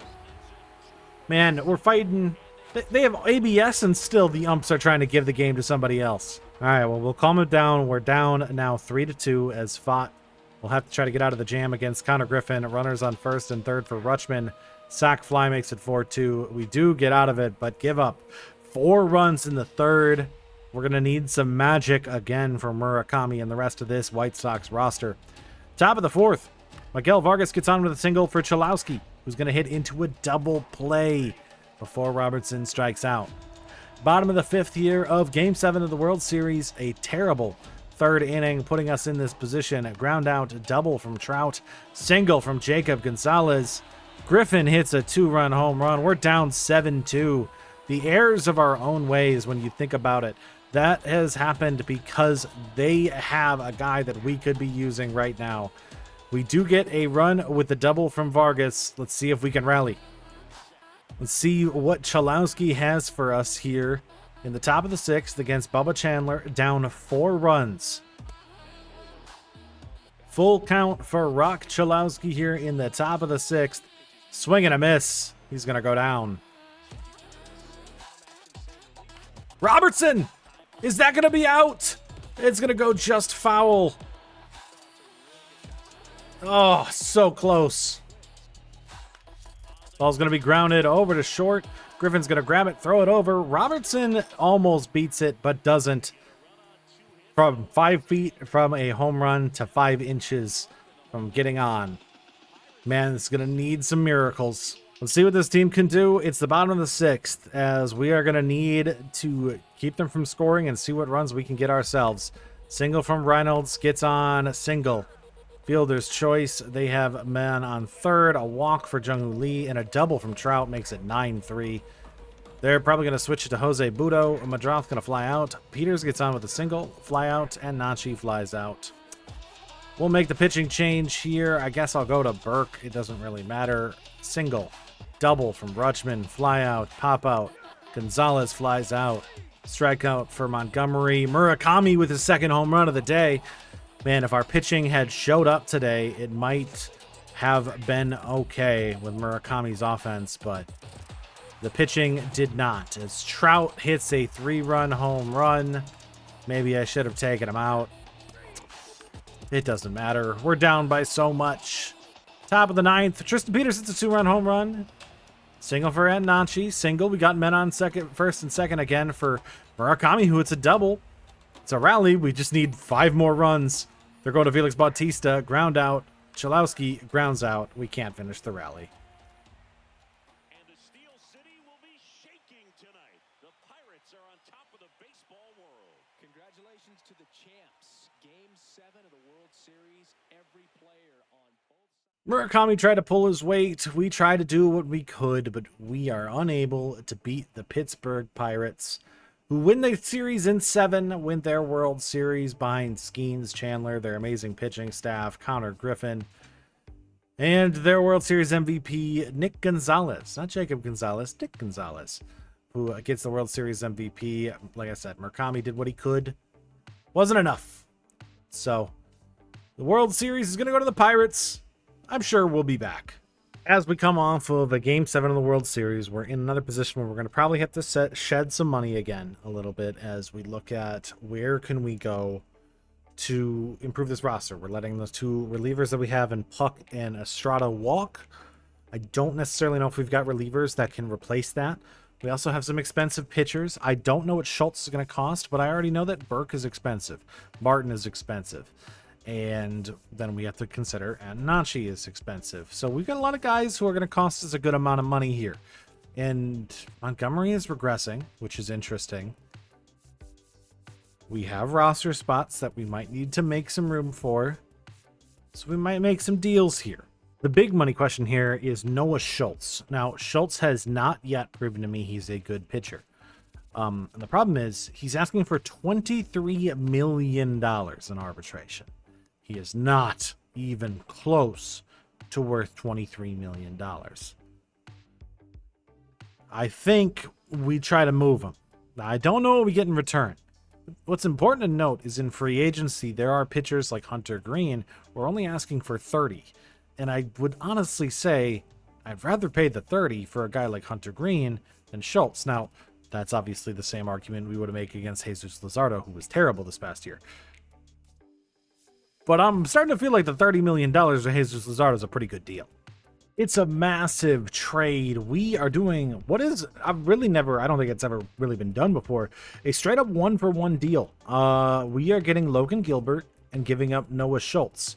They are getting the younger pitcher with a couple years of team control, who still has a higher ceiling. We are getting the older, more proven commodity, who's a little bit more expensive, $34 million a year for Logan Gilbert. It's a lot of money to pay a pitcher, but Logan Gilbert is a surefire thing. I don't know about Schultz. Seems risky, but now we have Sanchez, Luzardo, Gilbert, a great top 3. They're a little bit older, but it gives us a little bit of time before Sanchez, Hood, Brookshire, all of the other younger pitchers are ready as we try to run it back. One other big deal is we're going to have to move out. We just grabbed another pitcher. We've got too many pitchers. Sean Burke is going to have to go as well. We're going to give up a good prospect in Elias Culver to do it. But we're going to add Corbin Carroll to the outfield. He's only $13 or $14 million. And honestly, we might as well do it. Let's capitalize. Let's see if we can win next season. Going into 2030, we don't have any money. We are broke, and that's because we're spending a lot of money trying to resolve the pitching problem we had last year with Sanchez, Luzardo, and Logan Gilbert. Font and Davis Martin are both in the last year's their deal. Drew Thorpe, Hagen Smith are going to be there, and our bullpen is much weaker. With Giovanni Cruz, Adam Macco, David Sandlin, Taylor Foley, and Mason Miller, we could at any point go to Vincent Kwan, Toby Mendoza, Brian Hudson, of course. And we have starters that could theoretically come and take these spots. But man, this team is getting expensive. But no problem in the sense of this team is still absolutely loaded. So much so that Tristan Peters, who has been phenomenal, like a 5-WAR player, is a bench bat with how good this team is right now. We are in such a good position roster-wise that we're probably just going to let guys walk whenever we get the opportunity to. So Vargas and Corbin Carroll are coming up soon. They're probably going to walk. There's a chance Colson Montgomery will just walk because I don't know what else to do to fit the guys on this roster. It's too stacked, too expensive. We need to win now so I can sell some of these guys. We're kind of just sitting here waiting for this. Pitcher, shortstop, pitcher, to all be ready to come up to the major leagues. That's what we have in our system. We're still the #1 system. Question is, can we win before they come up? And can we build a good team around Roch Cholowsky, who is going to be going into year 2, hoping for a better season? I was intending on signing him to a long-term deal, but we don't have any money, so I can't do that. One of the benefits to having depth is that we do lose Saul Robertson here, but we'll be okay. But if we're trying to go and win the World Series, oh my God, this team is it. 25-5 to start off the season with a team average of 326. We have been the most potent offense for the last couple of years, but look at just the image of fire, of all these fire images, is insane. We have one guy in our lineup, Murakami, hitting below 300. And by the second month, while we're still, for 45-13, we win another 20 games, go 20-8 in the second month. Our average is still over 300. Oh my God. But we don't have a single guy in the MVP race. I'm assuming the A's must be doing the same thing. Not as potent, but I mean, pretty similar. I guess they're also leading the way. Woo! This is a fun season. And the man we're focused on, he's hitting 303 with a 900 OPS and 12 home runs right now. Mainly playing, I think, just kind of all over the place. Okay, our guy is here at the All-Star break. We're sitting at a clean 72-25. Really, it's just whatever us and I guess the A's are doing. Well, this might end up being one of the greatest offensive seasons in the history of Major League Baseball. We also have a ridiculous amount of All-Stars, which makes sense, I guess, if you've won 72 games by the break, with Christopher Sanchez being the All-Star starter at starting pitcher, Mason Miller in the bullpen, again as an All-Star, Kyle Teal behind the dish as the All-Star starting catcher, Murakami not starting because Nick Kurtz is here, and then we also have Miguel Vargas as an All-Star hitting 332 with 20 home runs. Then in addition, we have Sam Antonacci with 12 home runs and a 338 average. Not leading the way in average, by the way, because Austin Martin is hitting 365. And then Corbin Carroll in right field. This is ridiculous. Actually, I wanted to see is somehow Xavier Edwards is not an all-star. I think it's mainly because like Tyler, that's ridiculous. It's because so many players are from these two teams that nobody else can get them, because that's 50 at-bats for an all-star. That's a 118 win season, getting a bye. What a ridiculous team this is. Offensively, we did cool off a little bit, so we didn't get over 1,000 runs, but 118 wins in a division that also had 2 other playoff teams. We also get a Cy Young for Christopher Sanchez and a Gold Glove for Corbin Carroll. That's our 2 awards here. Kurtz wins the MVP over Geraldo Mendez. Man, this dude, what was he, like a 2027 first round pick? Okay. Beats out Junior Caminero, 53 home runs, 131 RBIs for him. Sanchez, 21-4, 3 ERA with 200 strikeouts, gets the Cy Young in the AL. NL goes to Kerry Carpenter, MVP, 54 home runs, 123 RBIs, beating out Bush and Smith. And the Miz wins the Cy Young for the Brewers at the same time. So there's a ridiculous season to start. And we have a bunch of league leaders as Sanchez leads in winning percentage wins and Mason Miller leads in saves, Sanchez in innings pitched. Taking a look at the pitching staff across the board, Drew Thorpe, 4.36, mediocre. Brennan Pfaadt, terrible. That's pretty bad. 6.83 is pretty bad. Cruz was much better as we get that. Adam Macko was really good. Sandlin, all right. Grant Taylor was decent. Jason Foley was decent. Mason Miller was phenomenal. We had the Cy Young Award winner in Christopher Sanchez. Jesus Luzardo had a great season. Logan Gilbert had a great season. Hagen Smith, meh. Davis Martin. So, look, apparently in this roster, you need to have a 90-plus pitcher to have a good season. And looking at this team, starting with WAR, we have a bunch of guys. Look at 6.8, 6.3, 5.8, 5.8, 5.8, 5.5. The worst player here. Tome, who didn't really play. I don't know who they sent down in his stead. Nobody? Brooks Baldwin, maybe, was up at the major league level? They sent Brooks Baldwin, who was hitting 326 with 2.3 WAR. So, yeah, our entire roster, phenomenal from just all across the board. When we go to the batting side of things, you see 980 from Vargas with 32 home runs, 327 average. He was 5th in the league with 32 homers and 119 RBIs. You got 26 with a 315 average from Kyle Teal, 304 with 27 home runs from Colson Montgomery. Meidroth had 326 with 15 home runs. How many doubles did he have? 'Cause he's like a doubles guy. He ended up with 42 doubles on the season. Sam Antonacci, 315 with 20 home runs, 35 home runs, and a 279 average from Murakami. 19 home runs, 301 average from Roch, who played 112 games with a 3.2 WAR. Yes! Baby, Roch Cholowsky. Corbin Carroll was phenomenal, 26 home runs, 272 average. Tristan Peters, 280 with 19 homers. Carroll played against lefties pretty good. Bonemer, 251. Robertson was the worst batter here, coming off of the injury, 19 home runs. He's up to a 90 overall, though. So we have the Minnesota Twins as our first round matchup in the ALDS. Trying to kind of continue the dominance we've had so far this season. 118 wins. Can we keep them going against an 85? Or actually, no. The Tigers were, I think, the 83 win. I think the Twins won like 95 games this season. They're a very, very good team. They have the runner-up for the MVP, and they got Von Lackey, the 3rd overall pick this year's draft. So let's try to beat him. All right, Sanchez takes an 0-1 loss to start it off. Not a great start, guys. 118 wins. Can't win game 1 of the playoffs. Okay. All right, Luzardo versus Bradley in game 2 in Chicago. Come on now. Gilbert versus Schmidt, we win that one. Smith versus Prelip, we win that one. Davis Martin versus Leiter. Oh, okay. All right. That was like, that reminded me like 2023 and stuff like that. Or I think it's 2023 when all the top seeds just lost. Yeah, no thanks on that. So it's Sox versus Sox here in the ALCS. Can we beat them and go back to the World Series after we lost our first 2 games in Chicago? Let's win a couple games here in Boston and in Chicago. Sanchez versus Crochet in game 1 is going to be a 5-3 victory. Adam Macko getting the victory over Zach Thompson.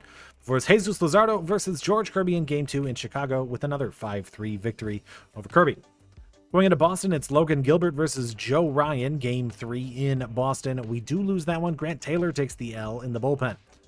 Game 4, Hagen Smith versus Crochet is going to be a 4-1 victory. We are up 3-1. Now, last year we did come back from down 3-1, and Boston has been known to do that. So let's try to not let that happen, as it's Martin versus Tolley in game 5. We win.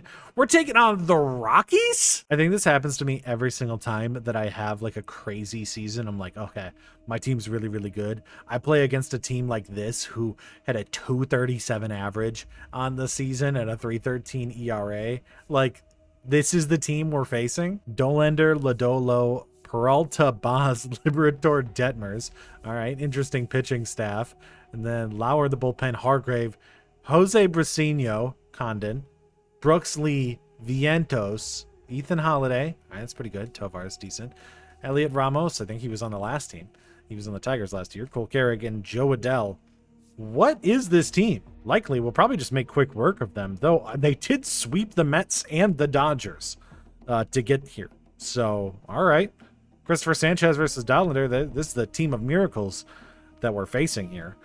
We get a win 5-1 over the Dollander in game 1. Luzardo versus Lodolo in game 2 in Chicago. We lose 7-13 as we go to Colorado. Gilbert versus Peralta in game 3 is going to... What? We're down 2-1? Okay, it's 2-2. We win that game 11-1 in Colorado. Game 5... All right, we win. It's going to be game 6, Sanchez versus Lodolo here in Chicago. And so game 6, we're wearing the Jordan Bull Reds. I guess Jordan Bulls Reds, whatever you want to call it, against the Colorado Rockies. I still can't believe that they're the team that we're facing here. This has happened to me a lot of times doing rebuilds, where I feel like we'll build a stack team and it'll be like, all right, I know you lost a tough one, so here's a really easy World Series team to beat. Now, saying that is probably why we lost 2 games already at this point, but we should be able to take them down as Lodolo versus Sanchez in this game. So we're going to start off, we're pitching with Elliot Ramos, Brooks Lee, Joe Adell, Vientos, Charlie Condon, Ethan Holiday, Ezekiel Tovar, Colt Carrick, and Roberto Calez, I think it is. Robert Calez as the last guy in the lineup. So let's see what we can do. Ramos starts off with a single, Brooks Lee with a single, Adell with a fielder's choice, Vientos strikes out, and we get out of it. All right. Okay. Come on, Sanchez. All right. We get on with a walk for Meidroth before Murakami strikes out, Vargas strikes out, and Montgomery strikes out. Okay. Christopher Sanchez versus Ethan Holiday, who's hitting 151 and gets a hit on him.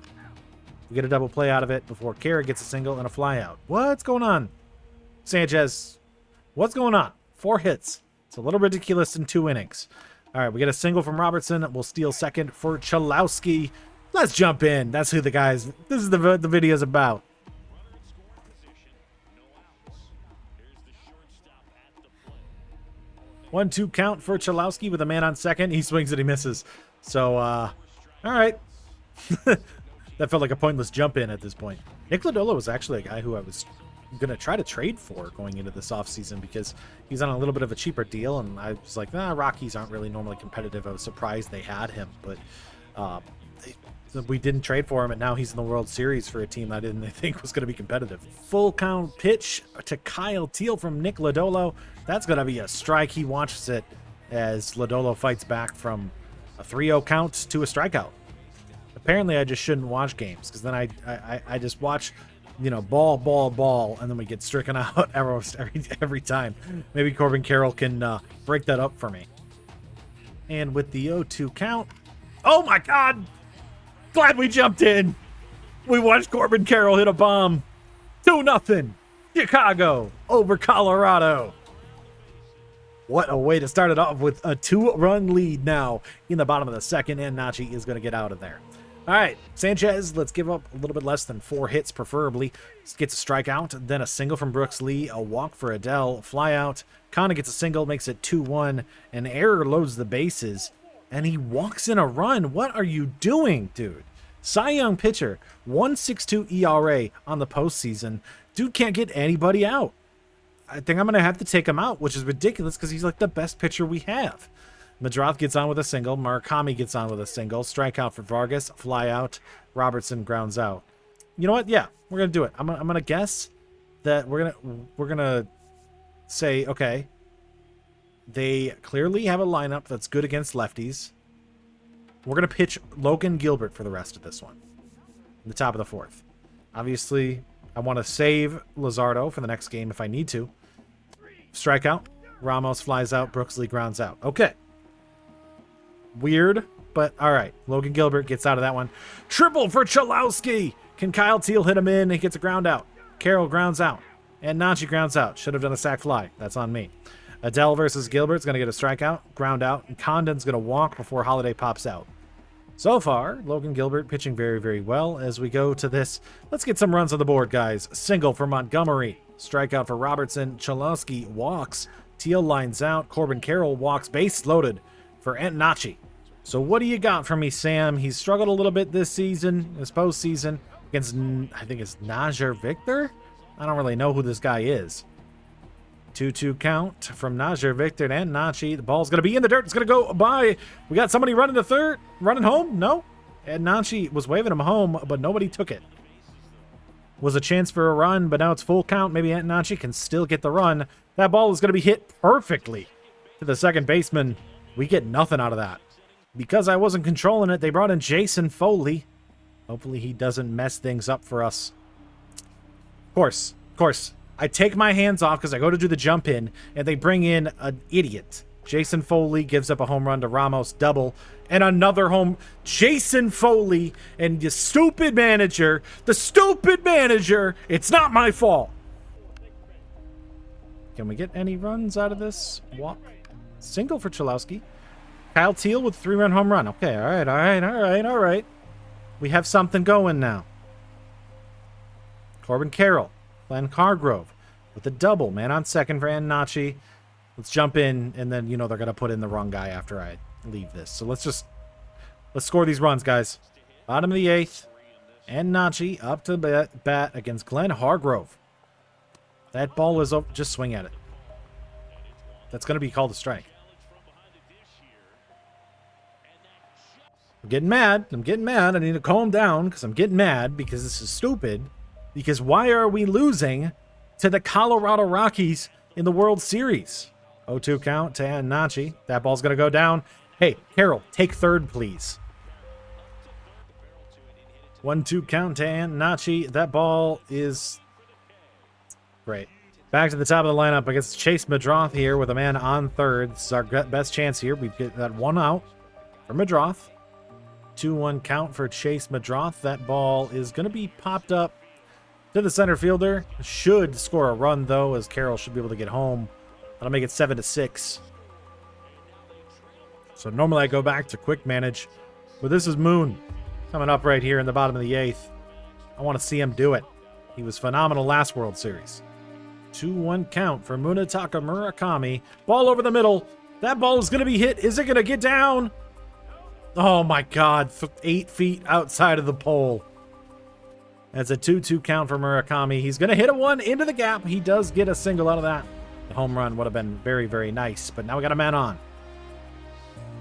It's Miguel Vargas, one of our best hitters this season. Struggled a little bit in the World Series here. 1-2 count for Vargas. He's going to hit that one right over to the first baseman. Still down a run. So here we are in the top of the 9th. They brought in Grant Taylor for Tovar and Carrick and Calez. Down by a run. We made a good rally there in the 8th. Ground out. Single for Carrick. Single. Strikeout. And a ground out. It's going to be Colson Robertson Cholowsky.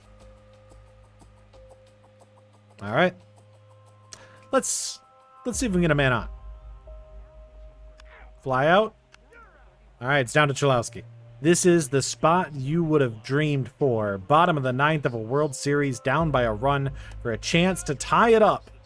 Roch Cholowsky down to his last strike. He's going to swing. He's going to get a ball into the gap. That will put a man on. I think it's Kyle Teal up to bat. Okay, I guess it's Edgar Cuero instead. Game decided that. And this is the thing when you're quick managing and watching. I guess it does make sense. This is a lefty. Cuero is amazing against lefties. He just has not played yet this postseason. We'll see what Cuero can do. If we can have a pinch hitter step in and change this World Series to potentially win it here in Game 6. Cuero down to his last strike with a 1-2 count. He's going to hit a ball. Is it going to get down? It is. Gets down. A man on first and second. That's going to bring up Corbin Carroll, who already hit a home run today. Here in the bottom of the 9th, down a run. With Cholowsky on second, Cuero on first. He's got a home run, a double, 2 RBIs, and 2 runs. Here in Game 6. With the 1-0 count for Corbin Carroll, our acquisition against Eric Lauer. He's going to take that one low. It is a full count.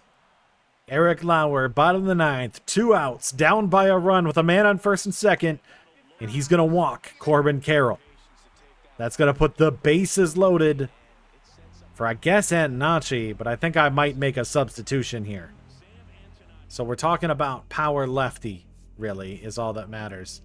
And I still think that Antonacci does provide us the best chance. So I guess we're going to stick with him. I was considering Tomei, though. That would just be clutch if it was Tomei. You know what? Let's go with Tomei. Why not?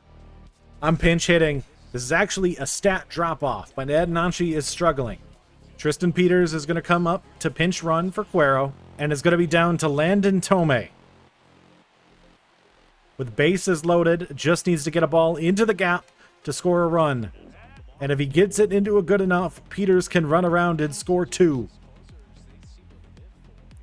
Landon Tomei, son of Jim Tomei, getting his opportunity in Game 6 of the World Series in the bottom of the 9th against Eric Lauer.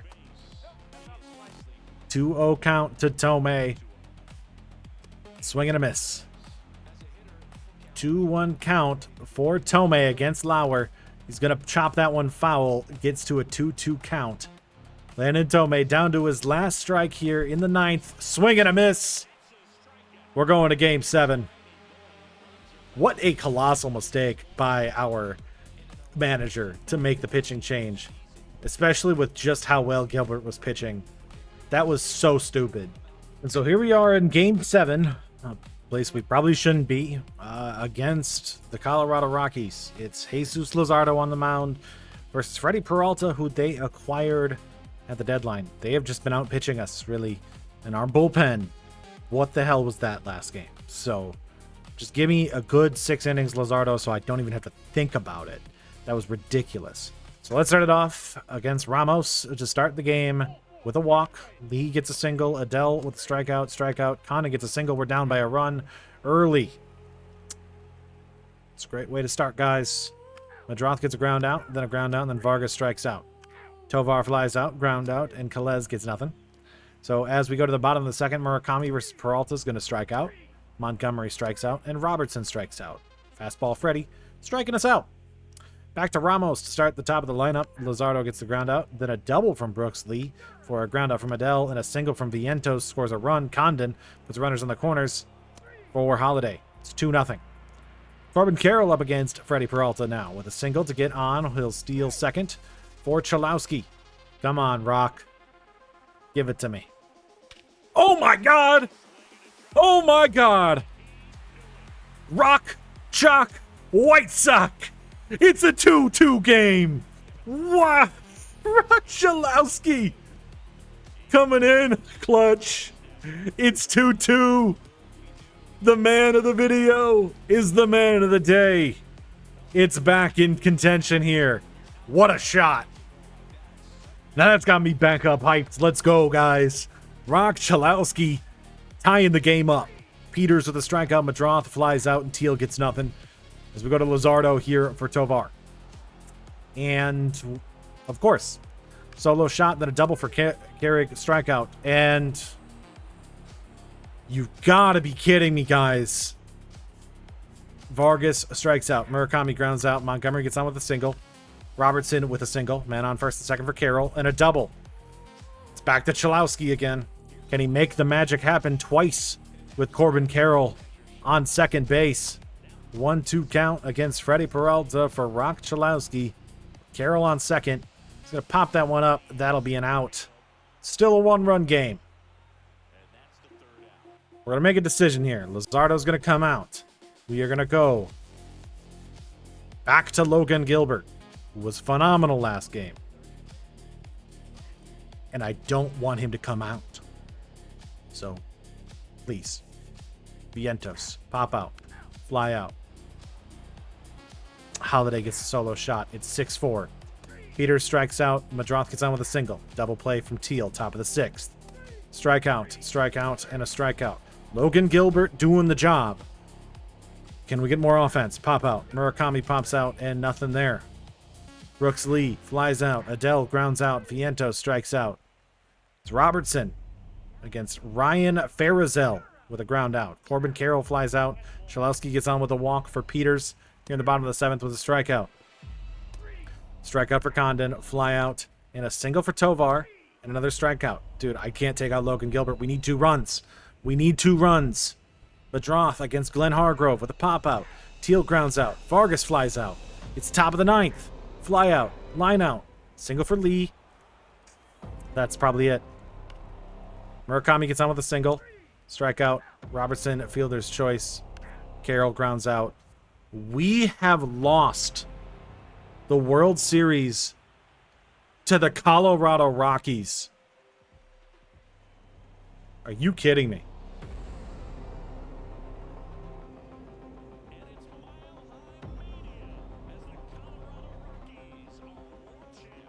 I think I need a break. That's... Oh... I don't think I've ever gotten that mad during this. That's stupid. Stupid. We have just lost back-to-back World Series to the Pirates and the Rockies. So... Next up, what? Marlins?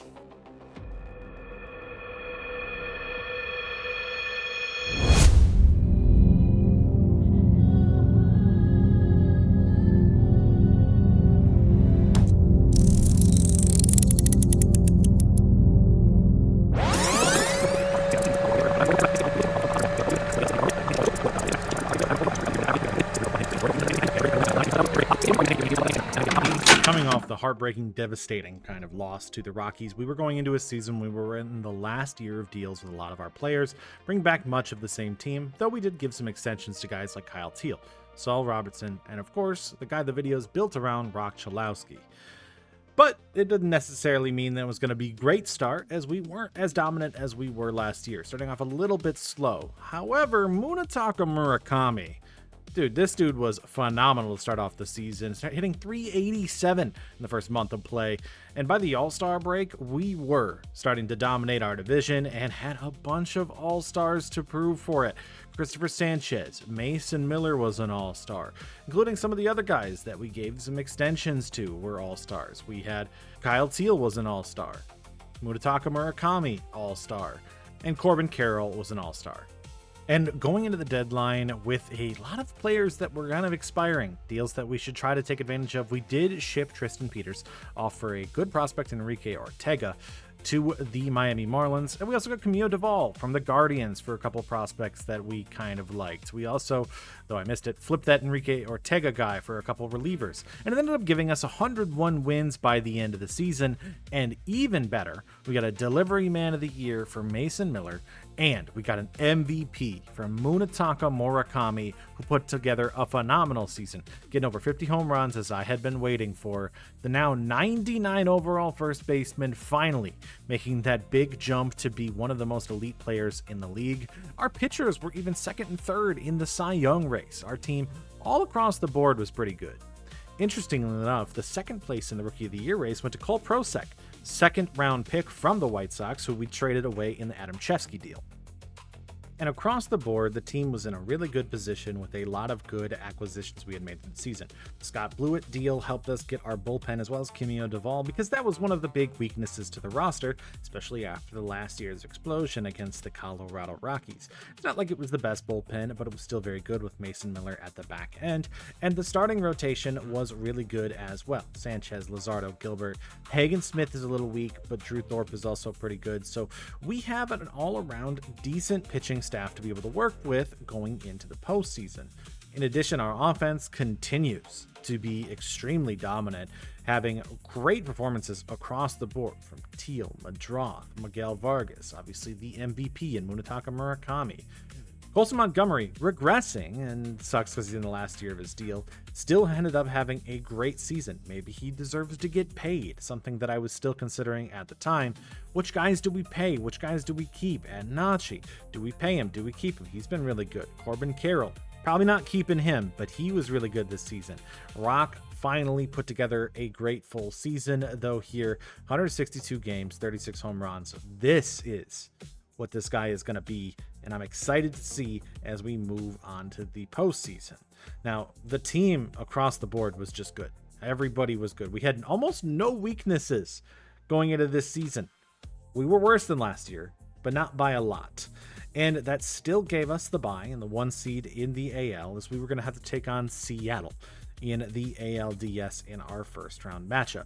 Once again, we're going into teams that have really, really good pitching, and this Seattle team has really good pitching. A younger pitching staff, as it's Anderson and Ryan Sloan as the main two guys now, instead of previously being the Kirby, Wu, Gilbert experience, which I guess, we have Logan Gilbert, so that makes a lot of sense when you consider it. We do lose game 2 in that series. Logan Gilbert going against Brian Wu in game 3 is going to take the dub.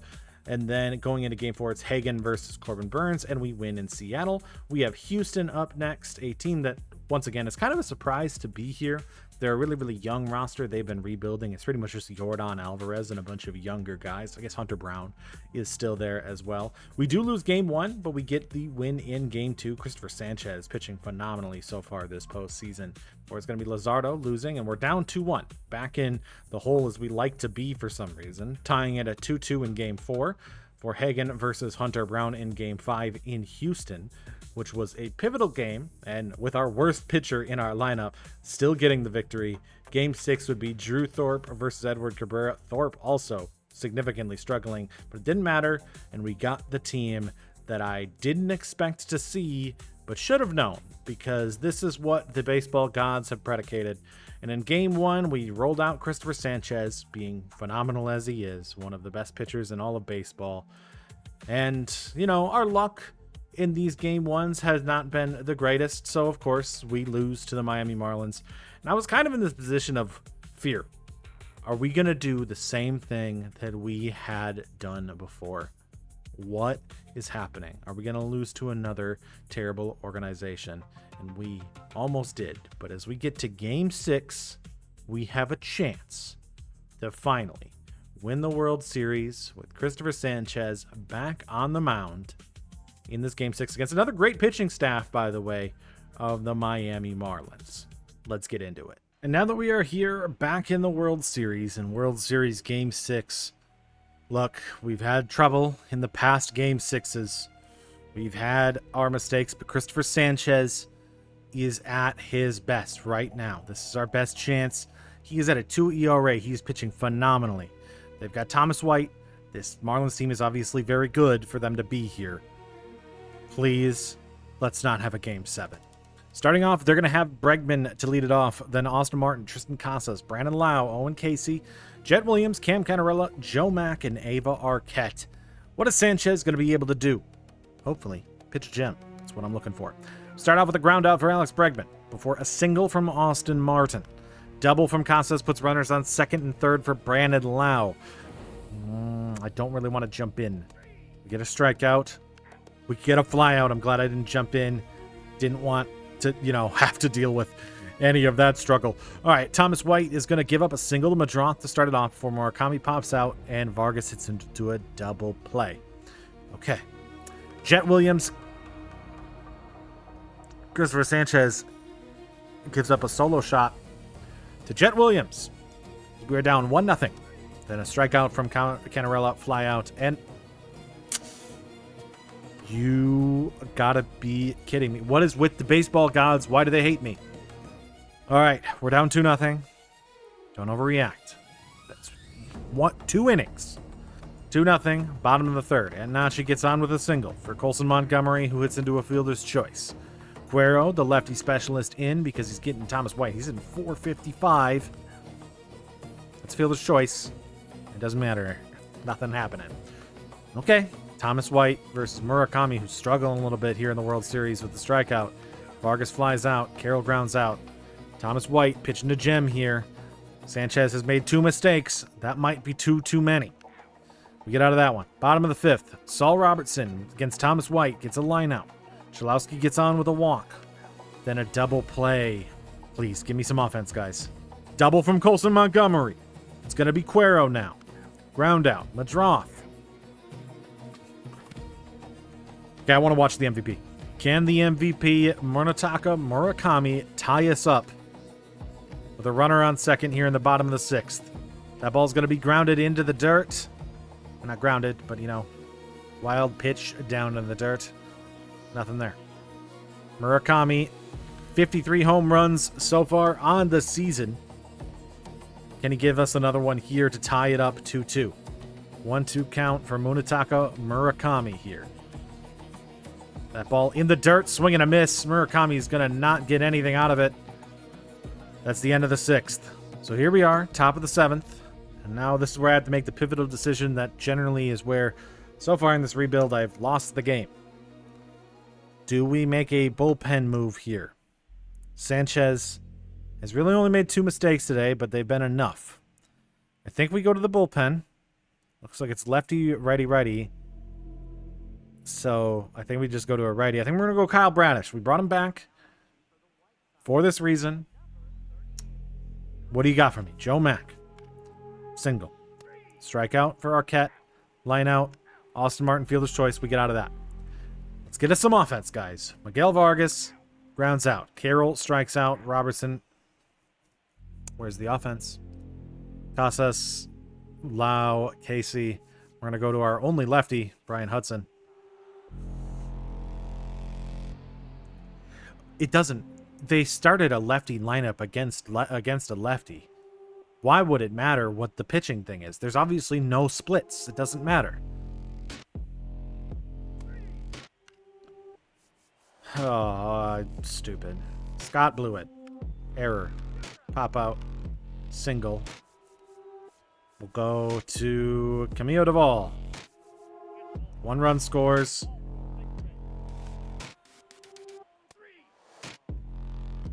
Game 7. It's a misty night here in Chicago, as we are now here for our third straight World Series Game 7, uniquely against 3 straight poorly run organizations, as the baseball gods have made it fit to torture us here. But I'm going to try to make the right decision by starting Logan Gilbert in this game. Last year, we really tried to pitch him all the time. Just Logan Gilbert. Give me 6, preferably 7 great innings. So they have same lineup, but Tristan Peters is in the lineup because he is a righty specialist. Definitely didn't think I'd see him here, as hopefully that doesn't come back to bite us. All right. Get a ground out, fly out, single from Casey, and allow strikeout. I don't know who Kevin DeFrank is. Literally never heard of the guy. That's who we have to face to start off. He is a September call-up. All right. Well, all right. If we can't beat a September call-up of the Miami Marlins, then we don't deserve to be here. Pop out. Single. Just score the runs, guys. Just score the runs, guys. Bregman gets a strikeout. Peters strikes out. Casas grounds out. DeFrank versus Montgomery gets a flyout. Antonacci lines out. Carroll gets on with a single. And a strikeout from Cholowsky. You have Arquette. Single. Walk for Joe Mack. Canarella strikes out. Martin flies out. Casey pops out. Still 0-0. Bottom of the third for Saul Robertson, who's going to strike out. Then Meidroth gets a pop out. Single from Kyle Teal. Runner thrown out at home again. Brandon Lau versus Gilbert. Strikeout. Bregman flies out. Peters flies out. Murakami with a flyout. Line out. Antonacci on with a walk before fielder's choice from Carroll. Top of the 5th. It is a pitcher's duel. Casas walks. Strikeout. Strikeout from Mack. Caught stealing. Cholowsky versus DeFrank. On with a single. Robertson flies out. Meidroth is a single. Runners on first and second for Kyle Teal. This is the first time I think we've really had a chance to get runners in scoring position with Kyle Teal here in the bottom of the 5th. 1-2 count for Kyle Teal against Kevin DeFrank. Ball's going to miss. That should advance the runners. We now have runners on second and third for Teal. 2-2 count. The deep fly ball should score Cholowsky. That ball is going to be on the ground. Teal gets a runner in. It's 1-0. Cholowsky scores. Miguel Vargas with runners now on the corners. Here in the bottom of the 5th. What can we do against DeFrank? Can we get an extra run here? We need some more offense. That ball is down the line. That should score 1, maybe 2. I don't know if Kyle Teal's fast enough. He's not. That is going to be a runner on third and second. Another run scores. Miguel Vargas. That is going to be the end of Kevin DeFrank's day. The Marlins are making a pitching change here in the rain. Murakami now up against Jack Siebert here in the bottom of the 5th. 1-2 count from Siebert to Murakami. That ball's going to be grounded right over to first. That will be an out. I don't think anybody ran home. Can Colson Montgomery come in and get us a little bit extra run support here in the bottom of the 5th? Oh my, that's a meatball, dude. 1-2 pitch coming from Jack Siebert. That ball is a swing and a miss as it's inside. Montgomery unable to make contact, but we get 2 in the 5th. Now the question is, can Logan Gilbert continue it? He's been phenomenal so far in every World Series game we've seen him in. I might need 8 out of Logan Gilbert with how our bullpen has regularly pitched. It's a double. It's a pop-out. It's a fly-out. Brandon Lau ties it. Oh my God, I just can't. Okay. I love jinxing things, guys. Alex Bregman is going to hit a home run. 2-2 score. Bottom of the 6th. Siebert versus Antonacci. They're going to kind of short. Got a 1 ERA. Antonacci with a strikeout. Ground up for Carroll. Cholowsky gets on with a single for Robertson. Will gets on with a walk. Runners on first and second for Meidroth, who grounds out. Tristan Peters versus Gilbert. That's a strikeout. Casas with a single. Arquette gets on with a walk. I think that's the end of... Ooh, I can't go to a lefty. It's the end of Gilbert. Or do we just go... Actually, we can go to a lefty. Jesus Luzardo. That's how we're going to get through this. We're going to go to another pitcher. I'm avoiding the bullpen. Jesus Luzardo. 1 out. Joe Mack. Fly out. Canarella. What the... What has happened? No! This has been so long! Why? Why do you do this to me? Luzardo! Can we... I don't know.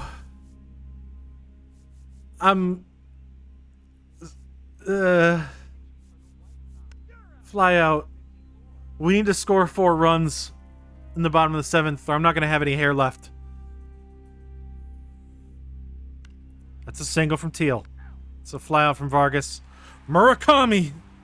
2-run home run. There's the rally. We're down by 2. Strikeout from Montgomery. Going to Louis Varland. Antonacci. Solo shot. 6-5. Corbin Carroll up, bound by 1. That's a ground out. Okay. Brandon Lau. We're gonna go... Dude, Duvall got lit up. I don't know. I'm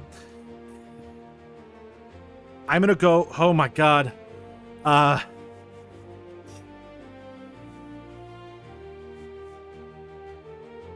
Grant Taylor. Hasn't given up a run yet. Brandon Lau. Strikeout. Bregman. Fly out. Peters. It's a walk. That's a walk. I need a strikeout. I need a strikeout right now. Giovanni Cruz. Give me a strikeout.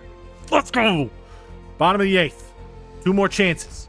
Cholowsky versus Varland. This could be the biggest moment here for us. He hit a big home run in Game 7 last year in the World Series. I need it again, Cholowsky. 2-0 count from Varland to Cholowsky. Right over the middle. That is deep. I think it's going to be foul, though. Usually after doing that, it ends up being a pitch grounded to like the first baseman. Man, that was another pitch over the middle. Cholowsky with the 2-2 from Louis Varland. Another pitch over the middle. That's another line drive. Is that going to get over the head? Is that going to be deep enough? He jumps. It's a home run. Roch Cholowsky. 6-6 game. Roch Cholowsky ties it up in the 8th. Another home run. The man, the myth. Roch Cholowsky extends this game. It's going to go. We have a tie game. Can we go to the 9th? Can we get more runs? What are we going to do? Cholowsky just over the head of, I think that's Canarella. They're going to make the pitching change away from Varland. The heart is racing. It's Robertson versus Slayton. Tie game in the 8th. Ground out. Ground out. Nothing. Okay, well, we have to go away from Giovanni Cruz because he's only good at getting strikeouts. I don't trust him for anything else. Oh, Scott Blewett was the best pitcher. I mean, actually, Duvall was our best reliever. Do I just go Mason Miller? You just go safe. You say Mason Miller versus the Marlins. Okay. Miller has struggled. But it's getting the 9th inning of Game 7. Strikeout. I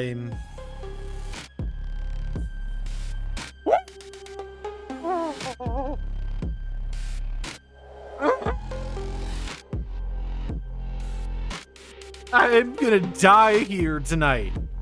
I'm gonna die here in a coffin made for me by the baseball gods. Why can't I win a game with the White Sox? Mason Miller gives up a home run to Cam Canarella. It's 7-6 game, Miami Marlins. Fly out, single from KC. All right. We need a miracle inning. It's Miguel Vargas going to start off the bottom of the ninth against Brian Abreu. 1-1 count to Miguel Vargas. That pitch is going to be hit. It's going to be hit deep. Is it going to be deep enough? Is it going to be deep enough? Casey's going to get to it at the warning track. Vargas can't believe it. That's going to bring us to the MVP against Brian Abreu here in this one-run game. I need more from you, Murakami. I need more. 1-0 count from Abreu to Murakami. Murakami! No doubter! That's a tie game! Oh my God! This is the most insane World Series game I've ever seen. We have tied the game in the ninth with a 460-foot bomb from Munetaka Murakami. 2 home runs on the day. That's going to bring up Colson Montgomery down to an 0-1 count already from Brian Abreu. That ball's going to be hit. It's going to be deep enough. That's in a gap. That's going to be deep. Is that going to be out of here? We won! We won! We won! We've won! We finally did it! We finally did it! I've lost it! Colson Montgomery! That's back-to-back home runs in the ninth inning! We just won the World Series! That's... Oh my God! Colson Montgomery! Colson Montgomery! If this isn't the most well-deserved World Series celebration I've ever seen, except for Jesus Luzardo, get out of here, dude.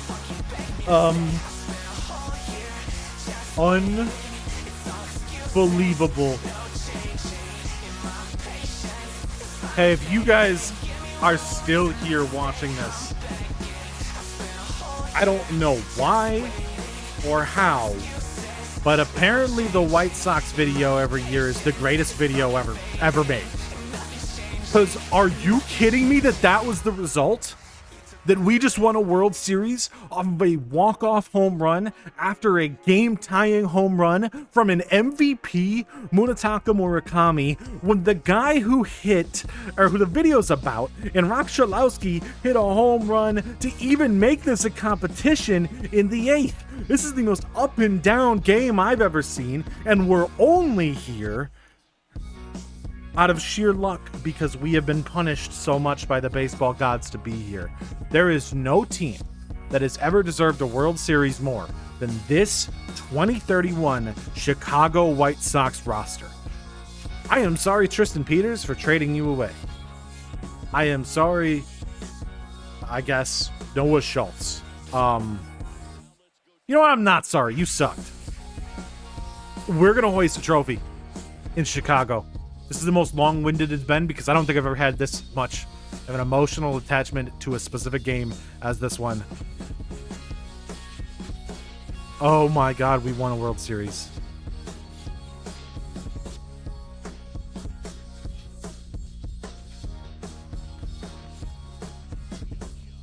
This has been the World Series on MLB The Show.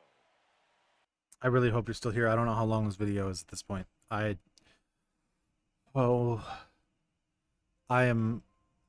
We have made it to 3 straight World Series. We have faced the 3 worst organizations in the NL. We lost 2 Game 7s, and we were so close to losing another one. But Munetaka Murakami and Colson Montgomery and Roch Cholowsky. We're World Series champions in 2031.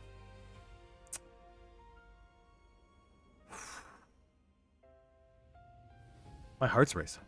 I mean, this is an older team. It's ridiculous that we were able to do this and hold this team together for so long. That this team was in this position for as long as it was before it finally saw its greatness. The window was shutting it was going to be over. I thought everybody's walking, everybody's gone. And I think it's a good time to do so because we've got a lot of young guys that we can move to. But, oh my God. But you know what this video is about. About Roch Cholowsky. And we're kind of trying to do a career sim here too. So we have a lot of really, really fun players that we've drafted. We've got a lot of fun players that we now have extended. On a competitive team for a guy who has known nothing but being in World Series Game 7s every single year of his career. This dude has never missed it. How many more trophies can he get?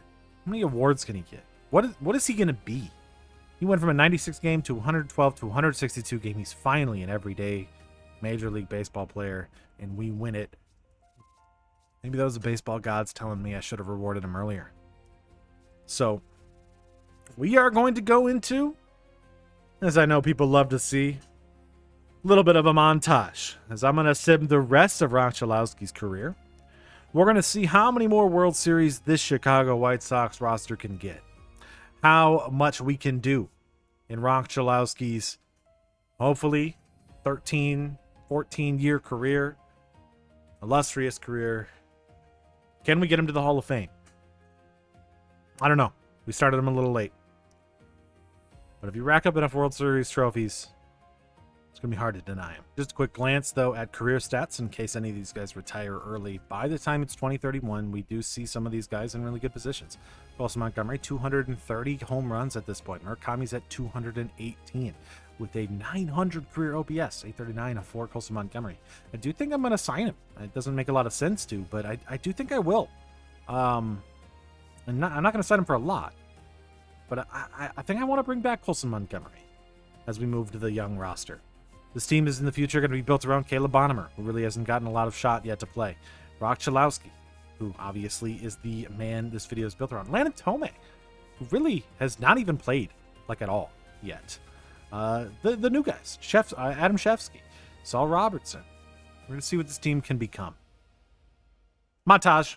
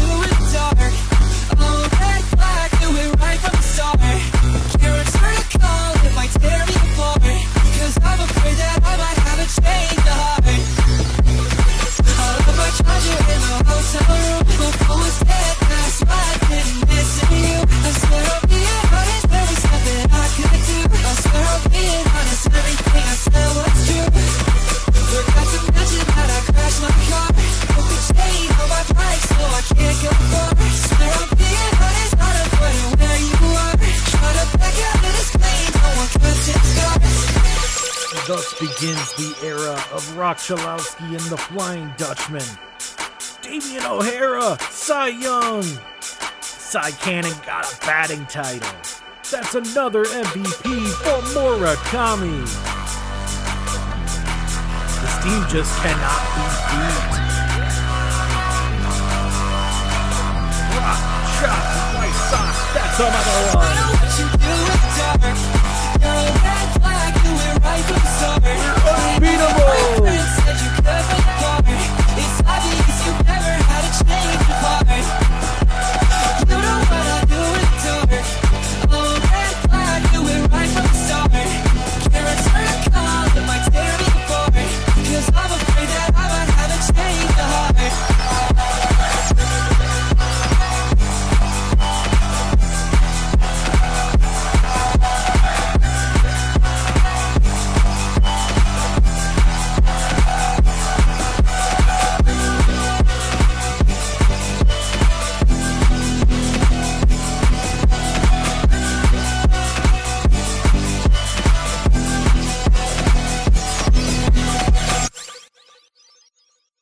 And in 2042, it'll be the end of Roch Cholowsky's Major League Baseball career. He ends up being a phenomenal player over time, though was definitely considered to be elite in one more category than the rest, while he was a great all-around player for his entire career.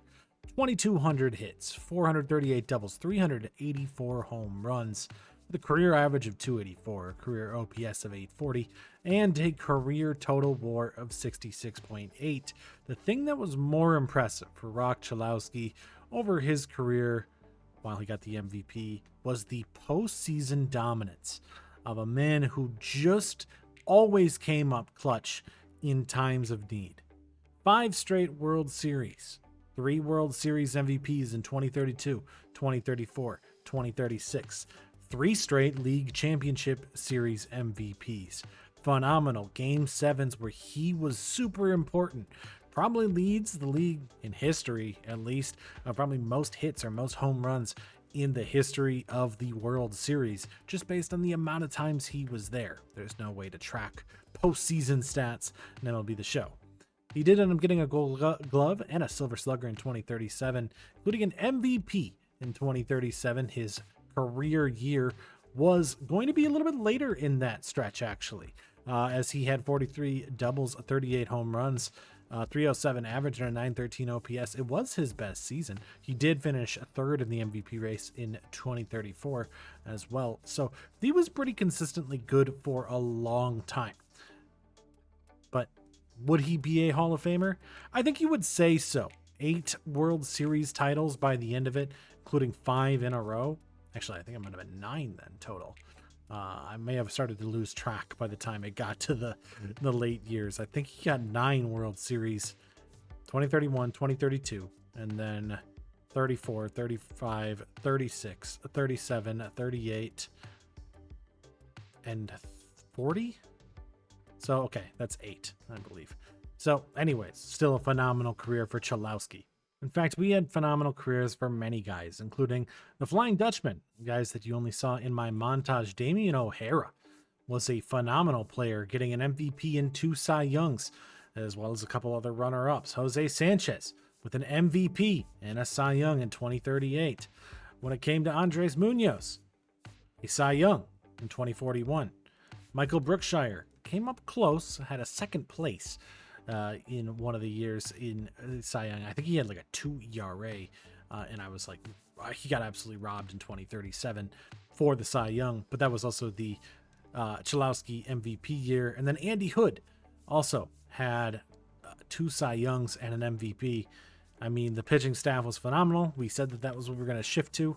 And that doesn't mean that the rest of the players didn't end up having great careers as well. Caleb Bonemer still has a way to go, but he has over 2,100 hits, 444 home runs by the time we get to the end of his career, or technically when we're ending this simulation. Tomei played more of a utility role, but still ended up almost getting 1,500 hits in his 8 World Series rings as well. Not as much of a productive player as he had 37 more. Saul hit regression hard pretty early, so he didn't get that last one. He only got his 7, but still ended up with 1,400 hits, 321 home runs, and because he was a really good defensive player, ends up with 65.8 WAR in his career, being beat out by Cholowsky by the end of the day. And I know you never really saw him, but Cy Canning was ridiculous. 1,700 hits, and ended up with a career average of 317, including a couple batting titles with 66 WAR. He still has some time to go. This was a guy that we traded for, and he was phenomenal the moment he got to the major leagues. But the star of the show was Munetaka Murakami, who did not yet retire, but has 2,200 hits and 525 home runs in his MLB career, getting a grand total of 7 World Series titles and a grand total of 61 WAR. Now that would be impressive if I didn't also consider he had 4 MVPs, a Rookie of the Year, 7 All-Stars. He had a Gold Glove. He had a bunch of Silver Sluggers, home run champions, ALCS MVPs. This dude was phenomenal to the last day that he played. He was in the MVP race in 2038, was still competing here in these last couple of years for these MVPs, and was really, really good. And if you add that up to what he did in the KBO, you're talking about one of the greatest baseball players of all time. But that's it for Roch Cholowsky, the first prospect of the 2026 draft that we have focused on. And going to be a high bar to set for either Emerson or Von Lackey to catch up to once we go and take a look at their careers. 2,200 hits, 384 home runs. I think the WAR total is what we'll mainly compare. 66.8 WAR, 1 MVP, 8 titles. Will anybody be able to get up to that? I don't know. We'll see next time as we get to our next rebuild, where we're going to look at Brady Emerson of the Tampa Bay Rays. Thank you very much, and adios. Go home.